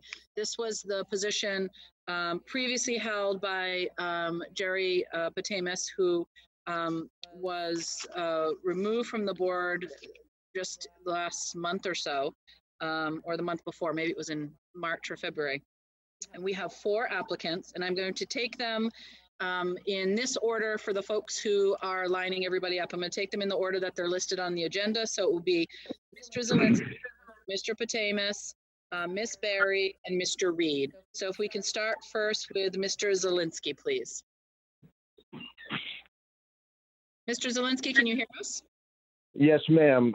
Thank you, Madam Chair, and members of the board for having me this evening. Perfect, thank you, and thanks for, I know you're troubleshooting some tech stuff. You've been on the line for a while. So what we'll do is we have your application in front of us. I'll give you a couple minutes if you want to just sort of highlight why you would like to be on the board, and then we'll open it up if there are any questions from the board. Yes, ma'am. When I was on the board previously, I was filling a seat of Ron Erickson. That was an unexpired seat that became available, and followed that through until 6/14. And I was taking on I was a clerk of the board at that time, and I was taking on a new position at work, which wouldn't afford me the time that's obviously needed to do this job right. And Attorney Beelan was on her way into the board, and recognizing her talent, I decided that would be a good time, seeing that I wasn't going to have the time needed to do site visits and prep for the meetings, and that the public deserves, quite frankly, the best we have. I didn't feel like I was going to have the time starting the new position. So at the end of my time on the board, I didn't seek reappointment, and now, thankfully, I work for an employer that encourages us to serve our communities, and I do have the time now. And with my past experience in excavation, and I read plans for a living, and among other things, I feel like that I could be a benefit and help the board with some challenging times. I think that decorum is paramount when making the public more comfortable about expressing themselves. Because every hearing is the most important to the person at the podium making their presentation, and I clearly recognize that, and I know, quite frankly, there have been times that I become emotional when speaking about this town, because I love this town, and I think that it needs all the experienced help it could get, and I'd be happy to answer anyone's questions. Thank you for having me. Great, thank you very much. Any questions for Mr. Zelinski from the board, in addition to what he submitted? Sorry, did I miss anybody? Great. Oh, Doug Brown, go ahead. I don't have a question. I just remember that when Scott was on the board, he was pretty effective because he is familiar with reading the plans, and I think he did a good job at that time. Great, thank you. Thank you. Great, Mr. Zelinski, so if you will just hold on, and then we'll go through the other applicants, and then we'll go from there. Absolutely. Thank you very much. Thank you. Okay, next, if we could please bring in Mr. Patamus, please, Jerry Patamus. And I believe that he had some slides. Did he have some slides? Is that accurate? Yes, he has some slides and we will pull them up. Okay.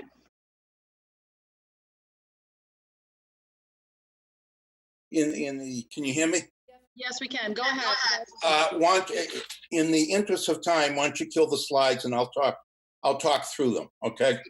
As you know, the ZBA didn't excuse my absence for good cause under the town charter. My absence was consistent with medical advice. I do think any reason why Scott is still up there and I'm not? You are. We can see you. You Okay. probably you just need to go to a different mode and you can probably see, but we can see. No, that's okay. Just want to make sure. I think the ZBA did the best they could with minimum or no guidance. One is, how do you deal with absences due to health issues? There are some privacy issues, but as I explained to you what my health issues were, I explained to them. Absences beyond 4 consecutive meetings. I think Doug Jones brought that up. And maybe illness is one of the things they might have thought about, that you could be absent beyond 4 meetings because of illness, and it might be acceptable. And then the line thing is, it almost goes to impact on the board. The time frame and process needed to have the board come back up to 7 members is, I don't think it was understood by the ZBA. Primarily, I submitted I told them I was going to Florida for probably 2 months, and they voted on that at the end of January. Unfortunately, fortunate for me, unfortunate for them, that vacancy didn't become effective until after I missed 4 meetings, which is about the same time you guys advertised it, for the beginning of March. So that I think they, if they thought it through, they might just have thought that removing me for the board might not have been in the board's best interest. During my absence, I watched most of the ZBA hearings and provided comments to the ZBA. I've attended numerous training sessions to include 40B off-Cape training at my own expense. My experience on the board is current. When I was interviewed before, I'm a firm believer that you have to balance the letter of the law with the spirit of the law. And that can be confusing, like when someone's trying to build in a floodplain. They have to elevate their house 4 feet, 3 feet. They cannot exceed the height limit, but the bulk of the property is probably not conducive to the neighbors. But that's one of the things I think you have to balance the letter in the spirit of the law. I was a member of the Planning Board Zoning Recodification Review Committee. That was almost like watching paint dry unless you're a grammatician or a lawyer, excuse me. The other thing was it provided some interesting background on some unique aspects of why things got into the ZBA. If appointed, and this is, I guess I'm touting my own horn, this Thursday, if the appointment letter gets out in time, if appointed, I can vote on at least 2 continuations that will be heard in April, due in part to continuations because there was only a 4-person board when they were looking at these things. The 4 persons was vacancy, and then there was at least an illness and another there's a vacation. Most applicants want a 5-person board. The 4-person board is quorum, but if you have a controversial project, I think you want another person to help discuss it. And that's my own personal opinion. I've always felt that I'd give continuations to folks if there's only 4 members of the board. Then I'd like to commend the board when they review 40B applications. It's important, if not imperative, for the board to specify during your review recommendations that you advise 40B applicants and for them to seek input from the Affordable Housing Committee. One of the biggest issues, and it continues to be an issue, people come in with 3 bedrooms and there's a push to have 2 bedrooms. Well, if the ZBA doesn't make that known during the application process, the selectmen, I feel that ZBA boards are tied. We may know there's a need for 2-bedroom affordable housing, but the selectmen didn't mention that in the letter. So it goes back and forth, and it can be a negotiation period, but I duly recommend that you be more specific on those application reviews when you send them into the DCHD. And then I have cautious optimism that farm-based zoning may be beneficial. We're going to need a lot more input on that.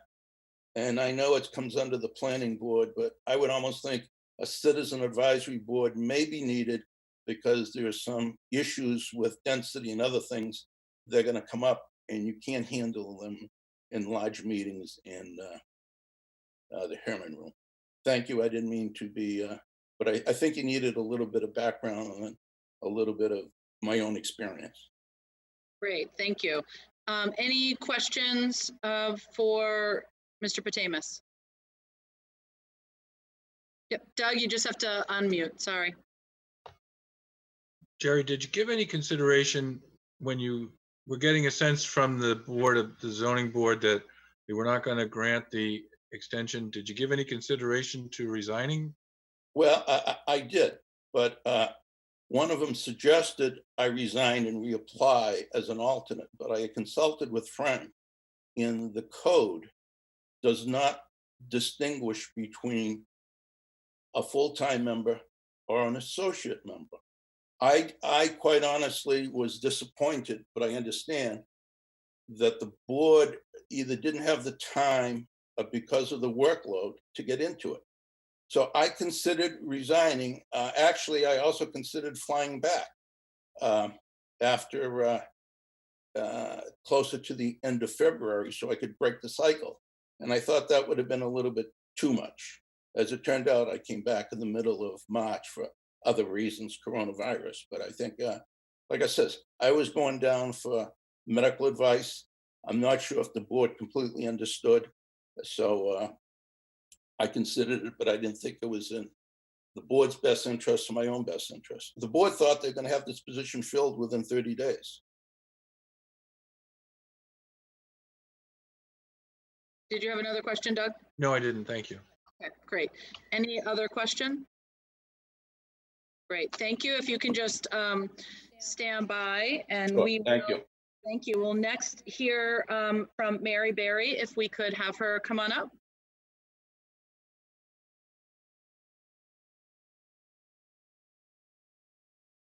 Welcome, thank you. Can you hear us okay? Yes. Okay, great. Same situation. If you want to kind of give us a brief, we know you've been serving as an alternate. If you want to give us sort of a brief summation of your thoughts about this position, that would be great. Good evening.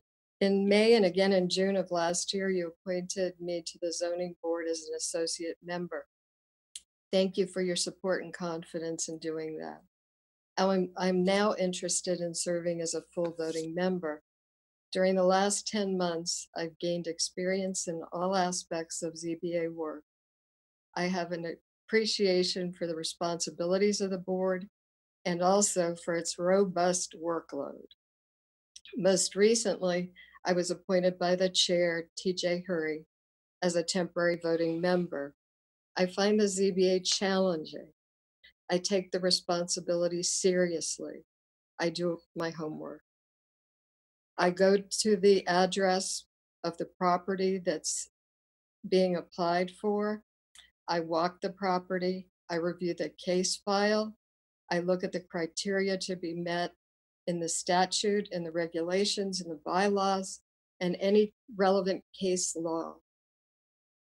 I then listen to the testimony, both the applicant and the public, and I ask questions.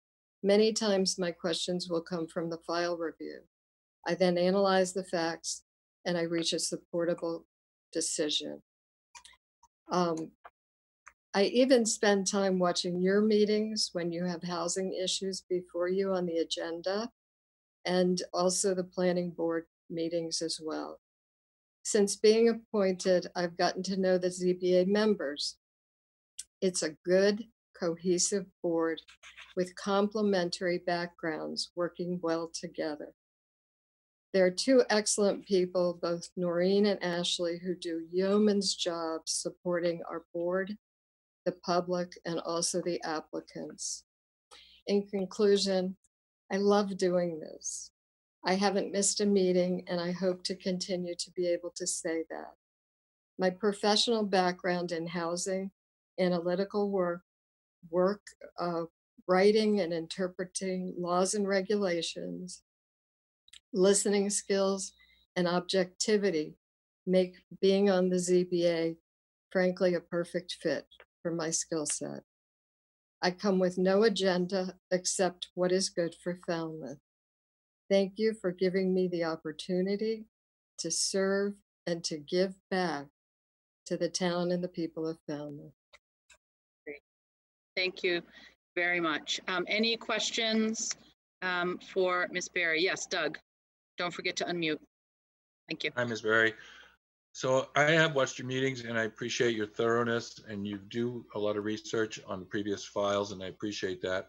I wonder if you feel like you're really up to speed on the plans, if you feel like that's still something that you're working on. I notice you sometimes ask questions that to me would maybe be obvious because I work with plans all the time. And what I'm getting at is, would you be willing to continue as an alternate for a little bit longer? What I'm leaning towards personally is, I know Mr. Zielinski is very adept at this type of work, and I was wondering if we appoint him, would you be willing to continue? Because I don't want to lose you. Yeah, I would be. Thank you. Great. Any other questions? Okay, we have one final applicant, Andrew Reed. If we could bring him on, please, and then we will have a discussion and take a vote. Thank you, Ms. Berry.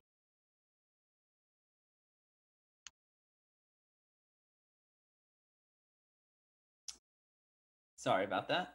No, that's great. Welcome. Thank you. I know you've been on for a really long time as well. I think you were there while we were getting set up, trying to make sure this works. So welcome. And if you could just, we have your application. If you could just kind of give us a brief summary of your thoughts about why you'd like to be on the board and what you might bring to it. Why I want to be on the board is because I bring a very different background to Falmouth. My wife and I are comparatively new members of the Falmouth community at 1.5 years. And honestly, we want to look for ways to, or personally, I want to look for ways to get involved with Falmouth. And my previous 8 years, I resided in Seattle, where I got involved with a local housing advocacy group that was part of a neighborhood level of a citywide fight over affordable housing and livability that dragged out for over 4 years. And so I got very interested in particularly affordable housing and housing livability, and about creating and promoting neighborhoods that do not push people out, but rather bring people and bring new residents in. Because I saw in my previous experience as a young professional being ostracized by neighbors and wanting to get pushed out of what were single family neighborhoods in a rapidly changing city. To put here. Your feed is sort of slowing down a little bit. Yeah, my internet's been spotty today. Yeah, this is why I'm at town hall. My office one isn't so great. Let me do this. Are there any questions for Mr. Reed? I guess I'll go. Yep. Yeah. Yeah. I know you're just getting started. Would you think you might be more in tune to like a housing initiative type of a group rather than a ZBA, which is a regulatory board? Yes. Great. Thank you. I'm sure we have something for you. All right, excellent. Any other questions for Mr. Reed? Sorry, it's just a little bit choppy, so. Yes, Doug Jones. I guess I would also point out that a 2-month filling in an unexpired term is really not the best appointment for the ZBA for someone brand new to it. We'd love to have them for a longer term, but if it's only going to be just filling out for the 2 months till June 30th, it'd make more sense to wait until then. Great, okay. Thank you. Okay, so any discussion or motions from the board? Sue? We have some really, really good candidates here, and I appreciate the position of the board and the work that it's done over the last couple of months. I think that there's, we have to recognize the board's decision, the cohesiveness, the way it works, the regulatory nature of the board, but we need experience in this position. I'd like to move Ed Zielinski too for this position. I would second that. Okay, any other discussion? Okay, so I'm going to do, sorry, Doug, go ahead. Doug Jones. So I guess if I have a different point of view, I just vote against it, or do I make a different nomination? Well, you tell me. You're the person who's very good with the protocol. I would, part of discussion. Yeah, I would like to hear your discussion on it, and then we'll vote. And then, so there's a motion and a second on the floor, so we'll have some discussion, and then my discussion is, I guess I like Mr. Zielinski as a possibility, but I still think the best person for continuity would be to appoint Jerry Patamas. Even I understand why the board made the decision they did, but I also understand the position he was in, and that's where I'd be leaning instead. Okay, great. Any other discussion along that particular line? Okay, so what I'll do is I will do a roll call vote. If this vote doesn't go through, obviously I'll entertain another motion, okay? So this is to appoint, the motion before us right now is to appoint Mr. Zielinski for this unexpired term that ends 6/30/2020. So just a short term. So Mr. Patterson? Patterson, aye. Okay. Mr. Brown? Brown, aye. Okay. Ms. Moran? Aye. Mr. Moran. Jones? Jones, nay. Okay. And for my vote, I think it would be, I understand where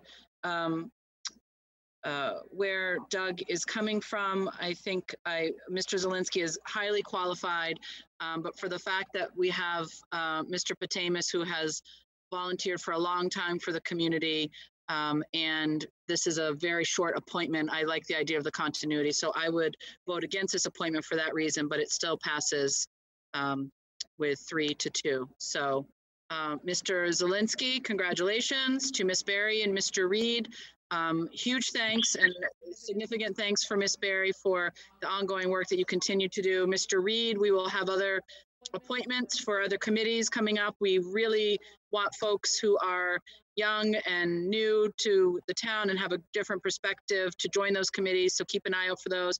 And Mr. Patamus, this isn't from the board, it's from me, although I think they share much of my sentiment. Huge thanks to the work that you, for the work that you've done for the town and continue to do. So thank you. And wishing everyone good health. Thank you all. Thank you, Madam Chair, members of the board. Appreciate it. Thank you. Okay. Next, we'll go back to the order of the agenda that we have in place, which is to discuss. Let me just double check. There's nobody else waiting. If Peter, you could just message me. Nobody else is waiting to speak with us on this, any other matters on this agenda. Is that correct? Okay, thank you. I just don't want to make other people wait while we have this further discussion. Do I have another appointment? Oh, I'm sorry. Yes, there is, but I don't know if he's here. I don't know. I mean, it's one individual for this. So we have. He's here. Oh, he is. Okay, great. Mr. Dolan. We have a position open for the Board of Assessors. And we have one applicant, Robert Dolan. If we could have him come on board.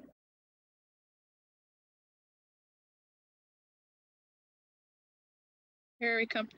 Hello, welcome. How are you? Thank you for waiting.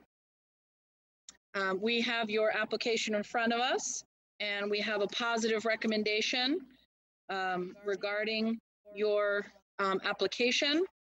And so I would entertain a motion. Jones moves approval of Robert Dolan appointed to the Board of Assessors. Second, Moran. Okay, we'll do a roll call. English Braga, aye. Patterson? Patterson, aye. Brown? Brown, aye. Moran? Moran, aye. Jones? Jones, aye. Great, congratulations, Mr. Dolan. Did you want to just, I didn't want to cut you off, but I also didn't want you to. I know you're busy and you want to get through your agenda, so thank you. Great, You came highly recommended. Yes, you did. So Thank you for serving. Take care. Thank you. Great. Now we will go back to discussion on COVID-19 limitations for upcoming social events for spring and summer. Really, it's at the discussion phase, but we wanted to put it out there and make sure individuals in our community, as well as those who are organizing some of our most treasured events, understand that we are, for using an overutilized, where we're in kind of a new normal right now. And we really do have to think about what events are going to take place in Falmouth over the coming months. I know discussions have already started about some of the events, for instance, our fireworks, the Barnstable County Fair, our street fair. These, July sounds like it's far away, but it's really quite close.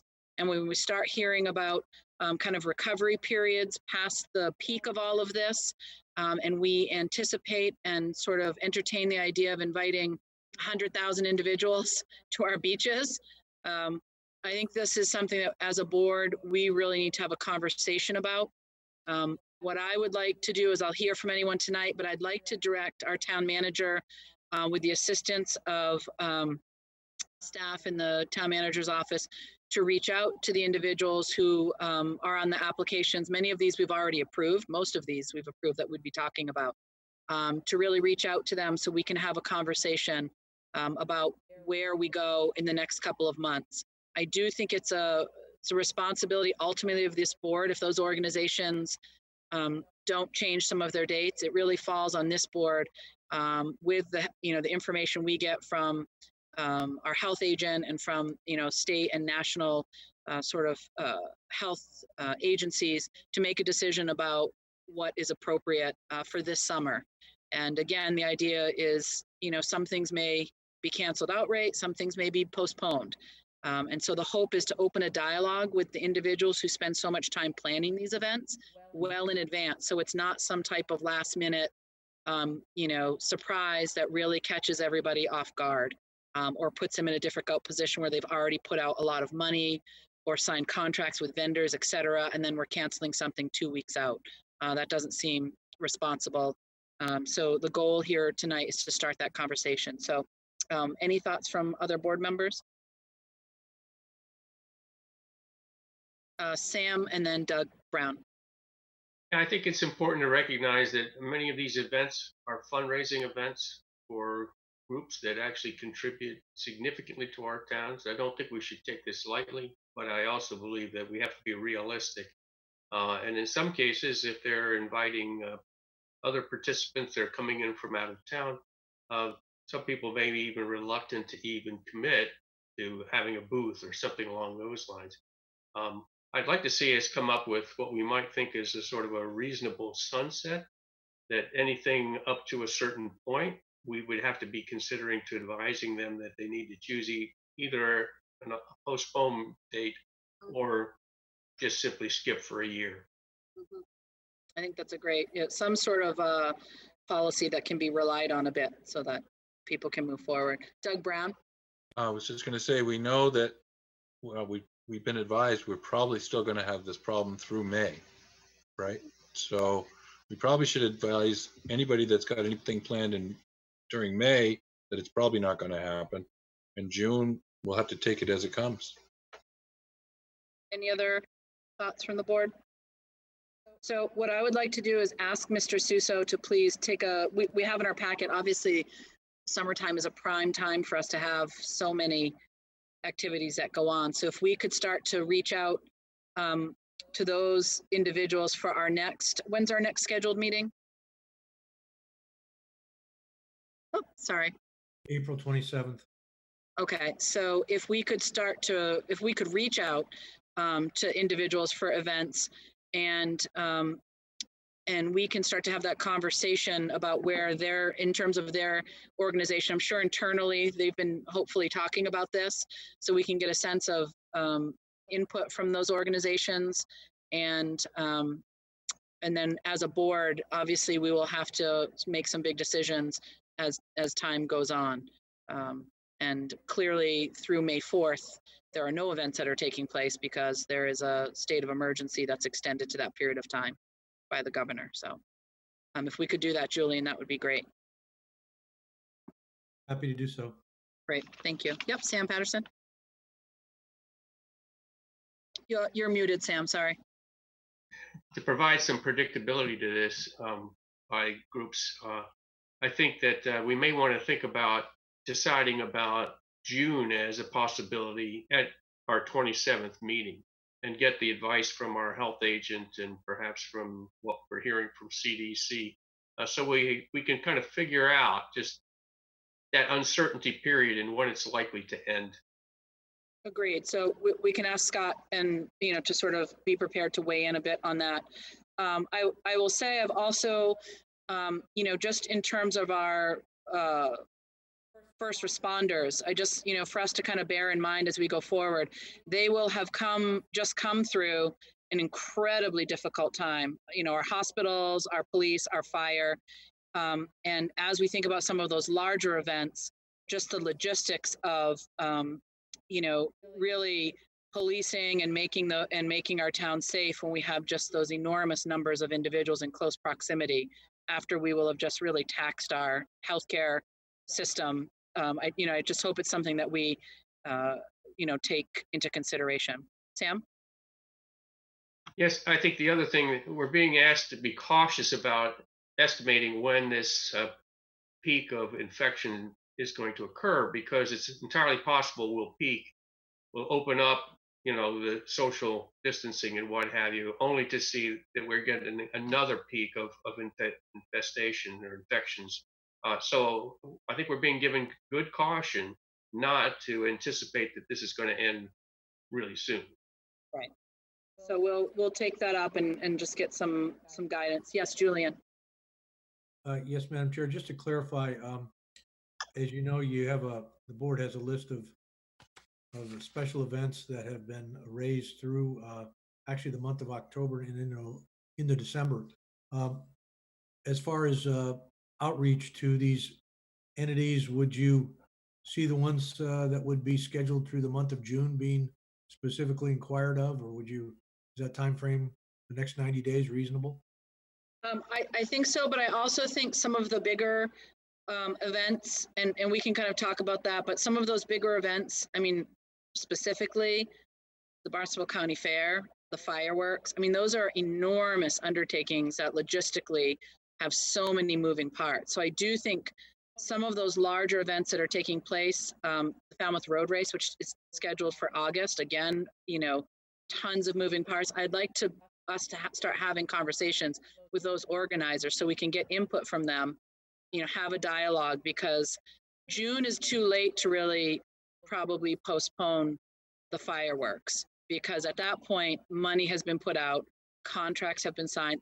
That probably has already happened to some extent, and I'm just not privy to those details. But at that point, it may be something that's very difficult for us to walk back, and we're just trying to minimize the harm, you know, both obviously for public health perspective, but to the, you know, as Sam raises a great point, these are all great organizations that provide such great services to the community, and often give back from the money that they raise from some of these events. So we just want to make sure we're partnering to the best of our ability. So if we can reach out to some of those bigger ones, and I'm happy to look at the list with you and reach out for some of that. So certainly we'll include those larger events further into the summer as well, and you might include in that the Main Street Fair, where we have the craft and the full closure. As we know, that brings in tens of thousands of individuals as well. Okay. Thank you. Doug Brown. I guess we're gonna, as far as long range planning, we're gonna have to look into what the schools are gonna be thinking of, if they're gonna extend their season into the summer to make up for the loss, because that will affect our season as well. I mean, we don't know yet what they're gonna do. I don't think they do, but I think it's that the long range.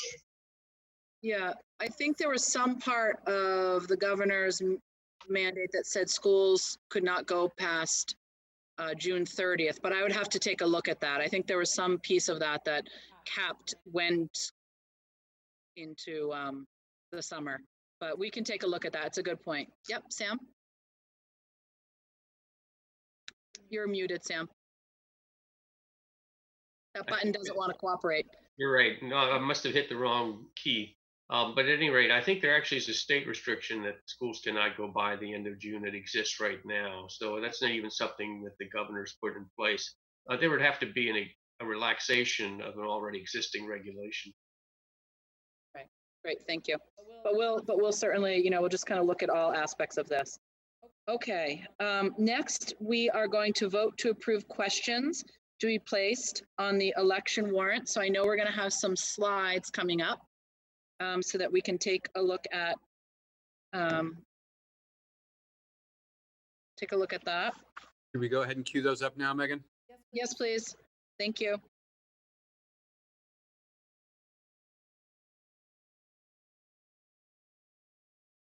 Okay, great. So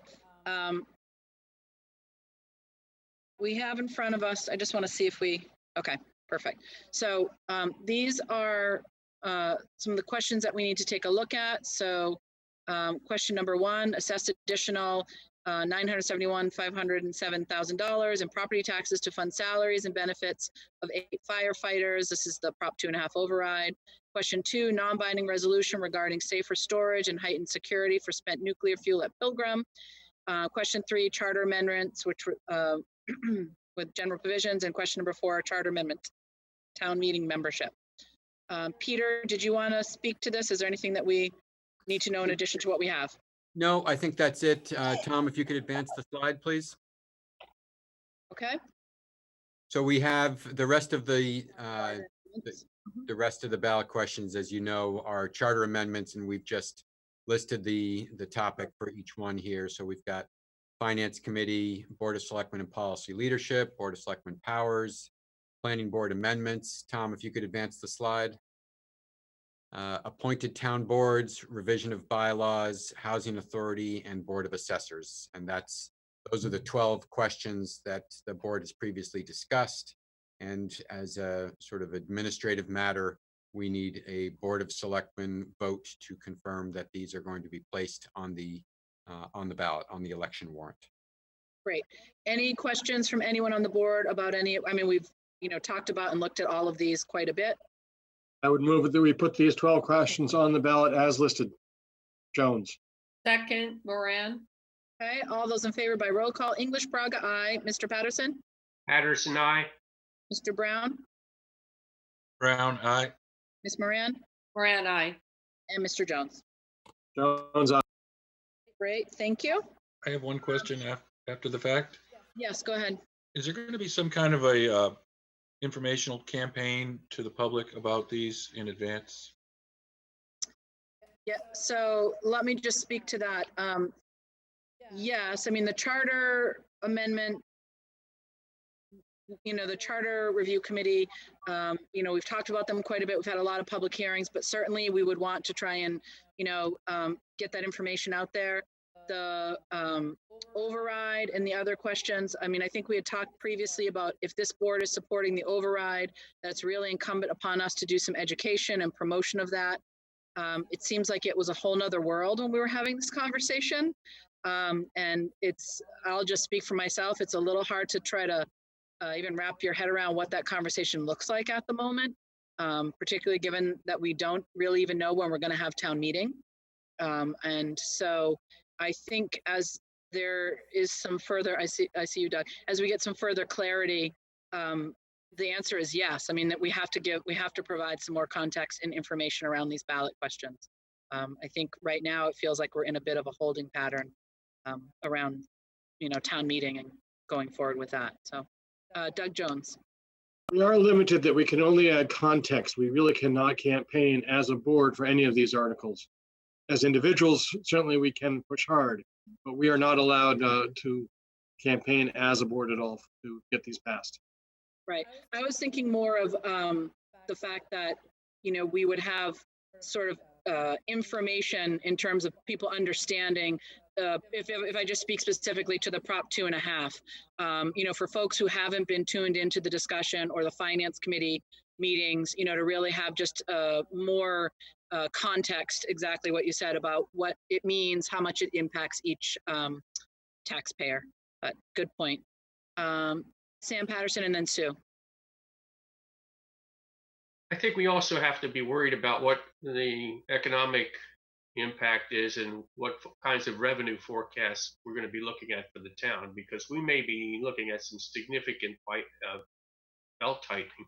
I know Joe Netto has already raised this issue, but the longer this pandemic moves on and we're restricted in our movements and businesses are restricted, we're going to likely to see a significant reduction in town revenues. And I think we're going to need some indication from the state level, but also from, our finance directors to just how healthy we're going to be in future years, because we may have to be doing some real significant trade-offs on what we have to cut back and what we preserve. Great point. Sue and then Doug Brown. Sure. And with respect to the balance, the charter review provisions, we could provide dates of meetings on the town website. So there's been so much discussion rather than, maybe someone talented could piece it together into one FCTV program, but otherwise we can give the dates of the meetings. If you have a question, just you want some background on how this came about, it might be nice to make that accessible. And there's a lot of background information that charter review committee did to explain why they were suggesting some of those changes, so people can be directed to that. Good point. Doug Brown? Yeah, that's all I was hoping for with the charter review, was just to remind everybody of what the basics of it are, because it's a little complicated. And as far as the Proposition 2.5 override, then, I agree, Sam, it's something that we're going to have to consider, the position of taxpayers going into this. But at the same time, we'll have to consider how we reacted in the last recession. We put a freeze on hiring. We shut everything down for 4 years. I mean, we didn't hire any police for 3 of those 4 years. And it takes a long time to catch up when you put a freeze in place. So I don't want to go back to that. And public safety has to be number one. So, I mean, we know we need these positions. I hope we can think of other ways to get creative. instead of going to that. Yeah, and just so everyone's aware, we absolutely will have updates from Jennifer. Some other communities have actually delayed, and Mr. Suso, and I have talked about what some other communities are doing.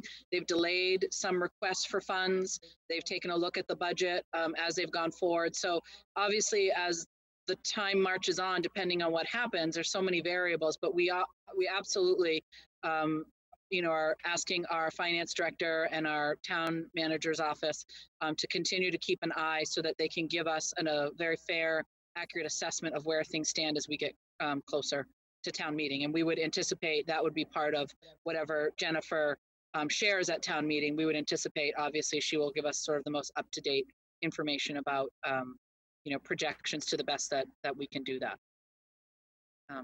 Great, thank you. So we had our vote on that, and next we are going to vote to execute the election warrant planned for May 19th, 2020 municipal election. I would move that we execute the warrant. Jones. Okay. Someone else other than Sue might want to. Right. A second. Okay. All those in favor by roll call: English Braga, aye. Patterson. Patterson, aye. Jones. Jones. Brown. Brown, aye. Sue, do you have to recuse yourself on this? I can. Okay, just for the. No question. Yep. Great, thank you. Okay, that passes. I have a question just about signatures. Julian or Peter, are we allowed in this period to use stamps for all of these things? How will our signatures on these documents be executed? Do we have to come in individually? Madam Chair, with the concurrence of the board, we can use your stamps as long as the board is so indicating and you so allow. Okay, I will personally move that we will use our stamps to execute documents that we have signatures on. Second. Patterson. All those in favor by roll call: English Braga, aye. Patterson. Patterson, aye. Brown. Brown, aye. Moran. Moran, aye. Jones. Okay. He was muted, but we saw him say Jones, aye. Great, thank you. All right, we have some requests for waiver of special event permit fees. Arts Alive and Jazz Stroll.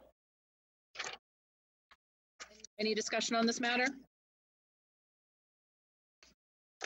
I think those are reasonable requests, and these groups, assuming they can hold their events, do some great community good.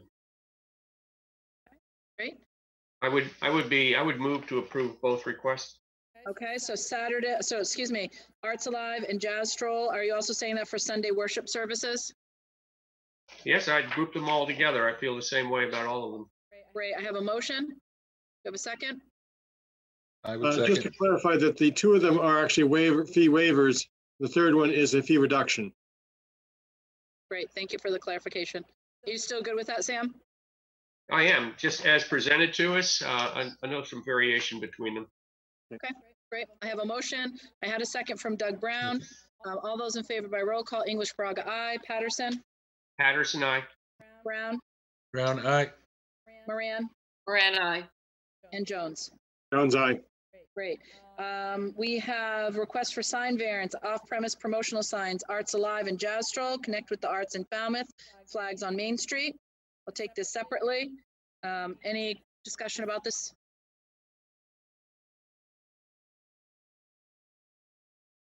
Sorry, I was looking away. Did anyone raise their hand? No, just same signs as last year, right? I believe so. Yep. I move approval. Jones. Okay. Second. Okay. All those in favor, roll call: English Braga, aye. Patterson. Patterson, aye. Brown. Brown, aye. Moran. Aye. Okay, and Jones. Jones, aye. Great. Thank you. Similar request for the Falmouth Walk. Just you're muted, Doug. Move approval. Okay. Second. Moran, second. Okay. All right. By roll call: English Braga, aye. Patterson. Patterson, aye. Brown. Brown, aye. Moran. Moran, aye. Jones. Jones, aye. Great. Thank you, and thanks for the examples of all these signs. It's always helpful to have that. Okay, we have a few 2020 annual seasonal license renewals. Secondhand dealer, Home Again, 93 East Falmouth Highway, East Falmouth. Falmouth Stamp and Coin, 11 Town Hall Square, Falmouth. And Cape Cod Gold and Silver Coin, 424 Main Street, Falmouth. Jones, move approval. Okay. Patterson, second. Okay, great. Roll call, English Braga, aye. Patterson. Patterson, aye. Brown. Brown eye. Moran. And I. Jones. Jones, aye. Okay, Bowling Alley Pool Table, Grumpy's Pub, 29 Locust Street, Falmouth. Jones, move approval.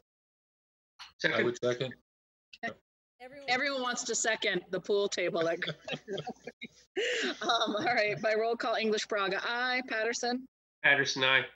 Brown. Brown eye. Moran. Moran, I. Jones. Jones, aye. Great. Okay, we do have some minutes in front of us from the public session from March 9th, 2020. Any corrections? Madam Chair, I found them to be substantially correct. I didn't find anything to correct, so I would move approval and release to the public. Do you have a second? Second. Okay, all those in favor, I roll call. English Braga, aye. Patterson. Patterson, aye. Brown. Brown eye. Moran. Jones. Jones, aye. All right, thank you.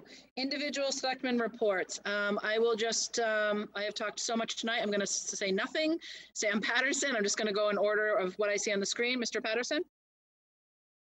Just because I'm liaison to the school committee, just say how much impressed I am with the teachers that are trying to work to continue learning them for all of their students. I know it's not the same for every student, and certainly each student has different learning aptitudes and needs, so it's very difficult for some and not, but I just want to do a shout out and say thanks for all that extra effort to try to keep learning going for our children. Great, thank you. And I said I wasn't going to say anything, but the liaison comment from Mr. Patterson just reminded me. I just want to remind our committees, because we have asked them to not hold meetings right now because town hall is closed. It's with all of our committees, it would really be incredibly challenging for our IT to make all of those meetings public, which obviously are required, or excuse me, is required. So we've asked that they suspend having their meetings. But what I want to really be clear about is for the chairs or for any members of those committee, obviously they have to follow open meeting law, but I want folks to understand that your liaison to your committee, we're all still here. If there's something pressing that a chair needs to address with one of the liaisons from, from the Board of Selectmen, please do so. We understand that these are committees that are vitally important to the town. This is a very challenging time to suspend some of those committee actions. So if things are coming along that really need to be brought to the attention of the Board of Selectmen, we hope that those chairs will reach out to us and really just keep that communication going back and forth. So just a reminder that we are still here even if your committee isn't meeting. So we hope that folks will get in touch with us. Doug Brown. Okay, Sue? Just a shout out to FCTV for being that continuing lifeline of communication for folks at home, for everything that's going on in town. Appreciate the hard work, the fact that they're adapting and providing information from the State House, really on the cutting edge and just rapidly leading that effort. So thanks for that communication and outreach. Great. Good point. Doug Jones? Just to point out that the Shining Street Bikeway will be closed because of Trunk River, with the bridge being repaired, I think from about April 12th to May 15th. And so if people are trying to bike all the way to Woods Hole, they should be careful anyway with social distancing, but they won't be able to get across the bridge there. Right, and there's a detour set up, but that's a great point because that's a big area of use, especially as the weather gets nicer. So great reminder. Okay, town manager's report. Mr. Suso. Thank you, Madam Chair. As the board's aware, both the Conservation Commission and the Zoning Board of Appeals held their regular meetings this past week on Wednesday and Thursday evening through the Zoom conferencing once again. And of course, this is the Selectmen's second version of the virtual Zoom conferencing system. As you know, we continue to climb that mountain. It's been commented on already, with occasional challenges being worked out as they arise with this meeting format. My continued thanks to IT Director Greg Banworth and Peter Johnson Staub for their hands-on assistance in moving this process forward. Within the past week, we were also pleased to welcome our newest IT employee, Tom Cox, among whose assignments will be to provide supplemental assistance with this Zoom conferencing to the regulatory boards. I think we also had Adriana from the IT staff join us this evening as well. Tom Cox succeeded a retiring IT employee. And as I believe you are aware, this Zoom process requires a considerable advanced preparation. We've seen that in our situation by multiple individuals to ensure a successful virtual meeting. And by the way, our 5 regulatory boards that we target with this Zoom conferencing regulatory process are, of course, Board of Selectmen, Planning Board, Board of Health, Conservation Commission, and Zoning Board of Appeals. And following up on your comments, Madam Chair, I continue to advise our many non-regulatory committees that we're respectfully requesting that they defer their monthly meetings consistent with Governor Baker's emergency order, which in this case is an extension to May 4th. And I'll be asking those same committee chairs to kindly plan on delaying meetings until the month of June. We will know what happens as we get a little closer to May 4th in terms of Governor Baker's determination of what lies ahead following May 4th. And as noted, those same committees are encouraged to stay in contact with their Board of Selectmen liaison. And finally, Madam Chair, your next regularly scheduled meeting will be Monday, April 27th. And we'll look forward to a virtual gathering once again. Thank you to the board. Great. Peter. If I could, I just wanted to make a brief plug for the website. We've been making an effort to update that nearly daily, and the COVID-19 coronavirus information is now very easily found for those that are looking for it. So we would encourage you to check that out if you haven't seen the website for a while. And also a reminder that there is a notify me, a push email or text function that you can sign up for through the notify me tab on the website. Great, thank you.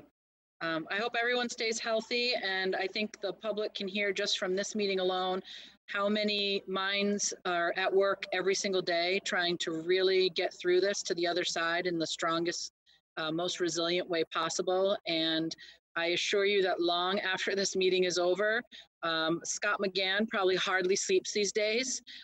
He is really just gathering information from every source, trying to get all of us the best information to make decisions that we need to make for the community. And again, those conversations are happening with small business owners, with healthcare providers, and at every level from local, state, and gathering national information as well. So we just really want the public to know that we're here, we're working hard for you. We are all doing the same thing that you are in terms of staying home, losing business, trying to manage children. So we are truly all in this together. So hopefully everyone stays healthy, and the goal is that each week we really have better information and better outcomes to share. So thank you so much. And if anyone has a motion. Move we adjourn. Okay, always reliable. Second, Sue Moran. English Braga, aye. Patterson. Patterson, aye. Brown.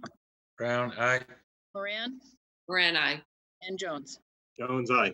Great, thank you, everyone. If I could just repeat what Scott said, that 20 to 50% of the people who have COVID-19 might not even show any signs. That's a scary thought. So everybody keep that in mind this week as you're going along. Just because they look okay doesn't mean it's okay. And we're coming up on peak over the Right. next couple of weeks. That's Right. the key right there. So stay safe, everybody. And just because you feel okay, remember you could be infecting somebody that won't get through to it okay. Right. Great. Thank you, everyone. Stay healthy. Thank you.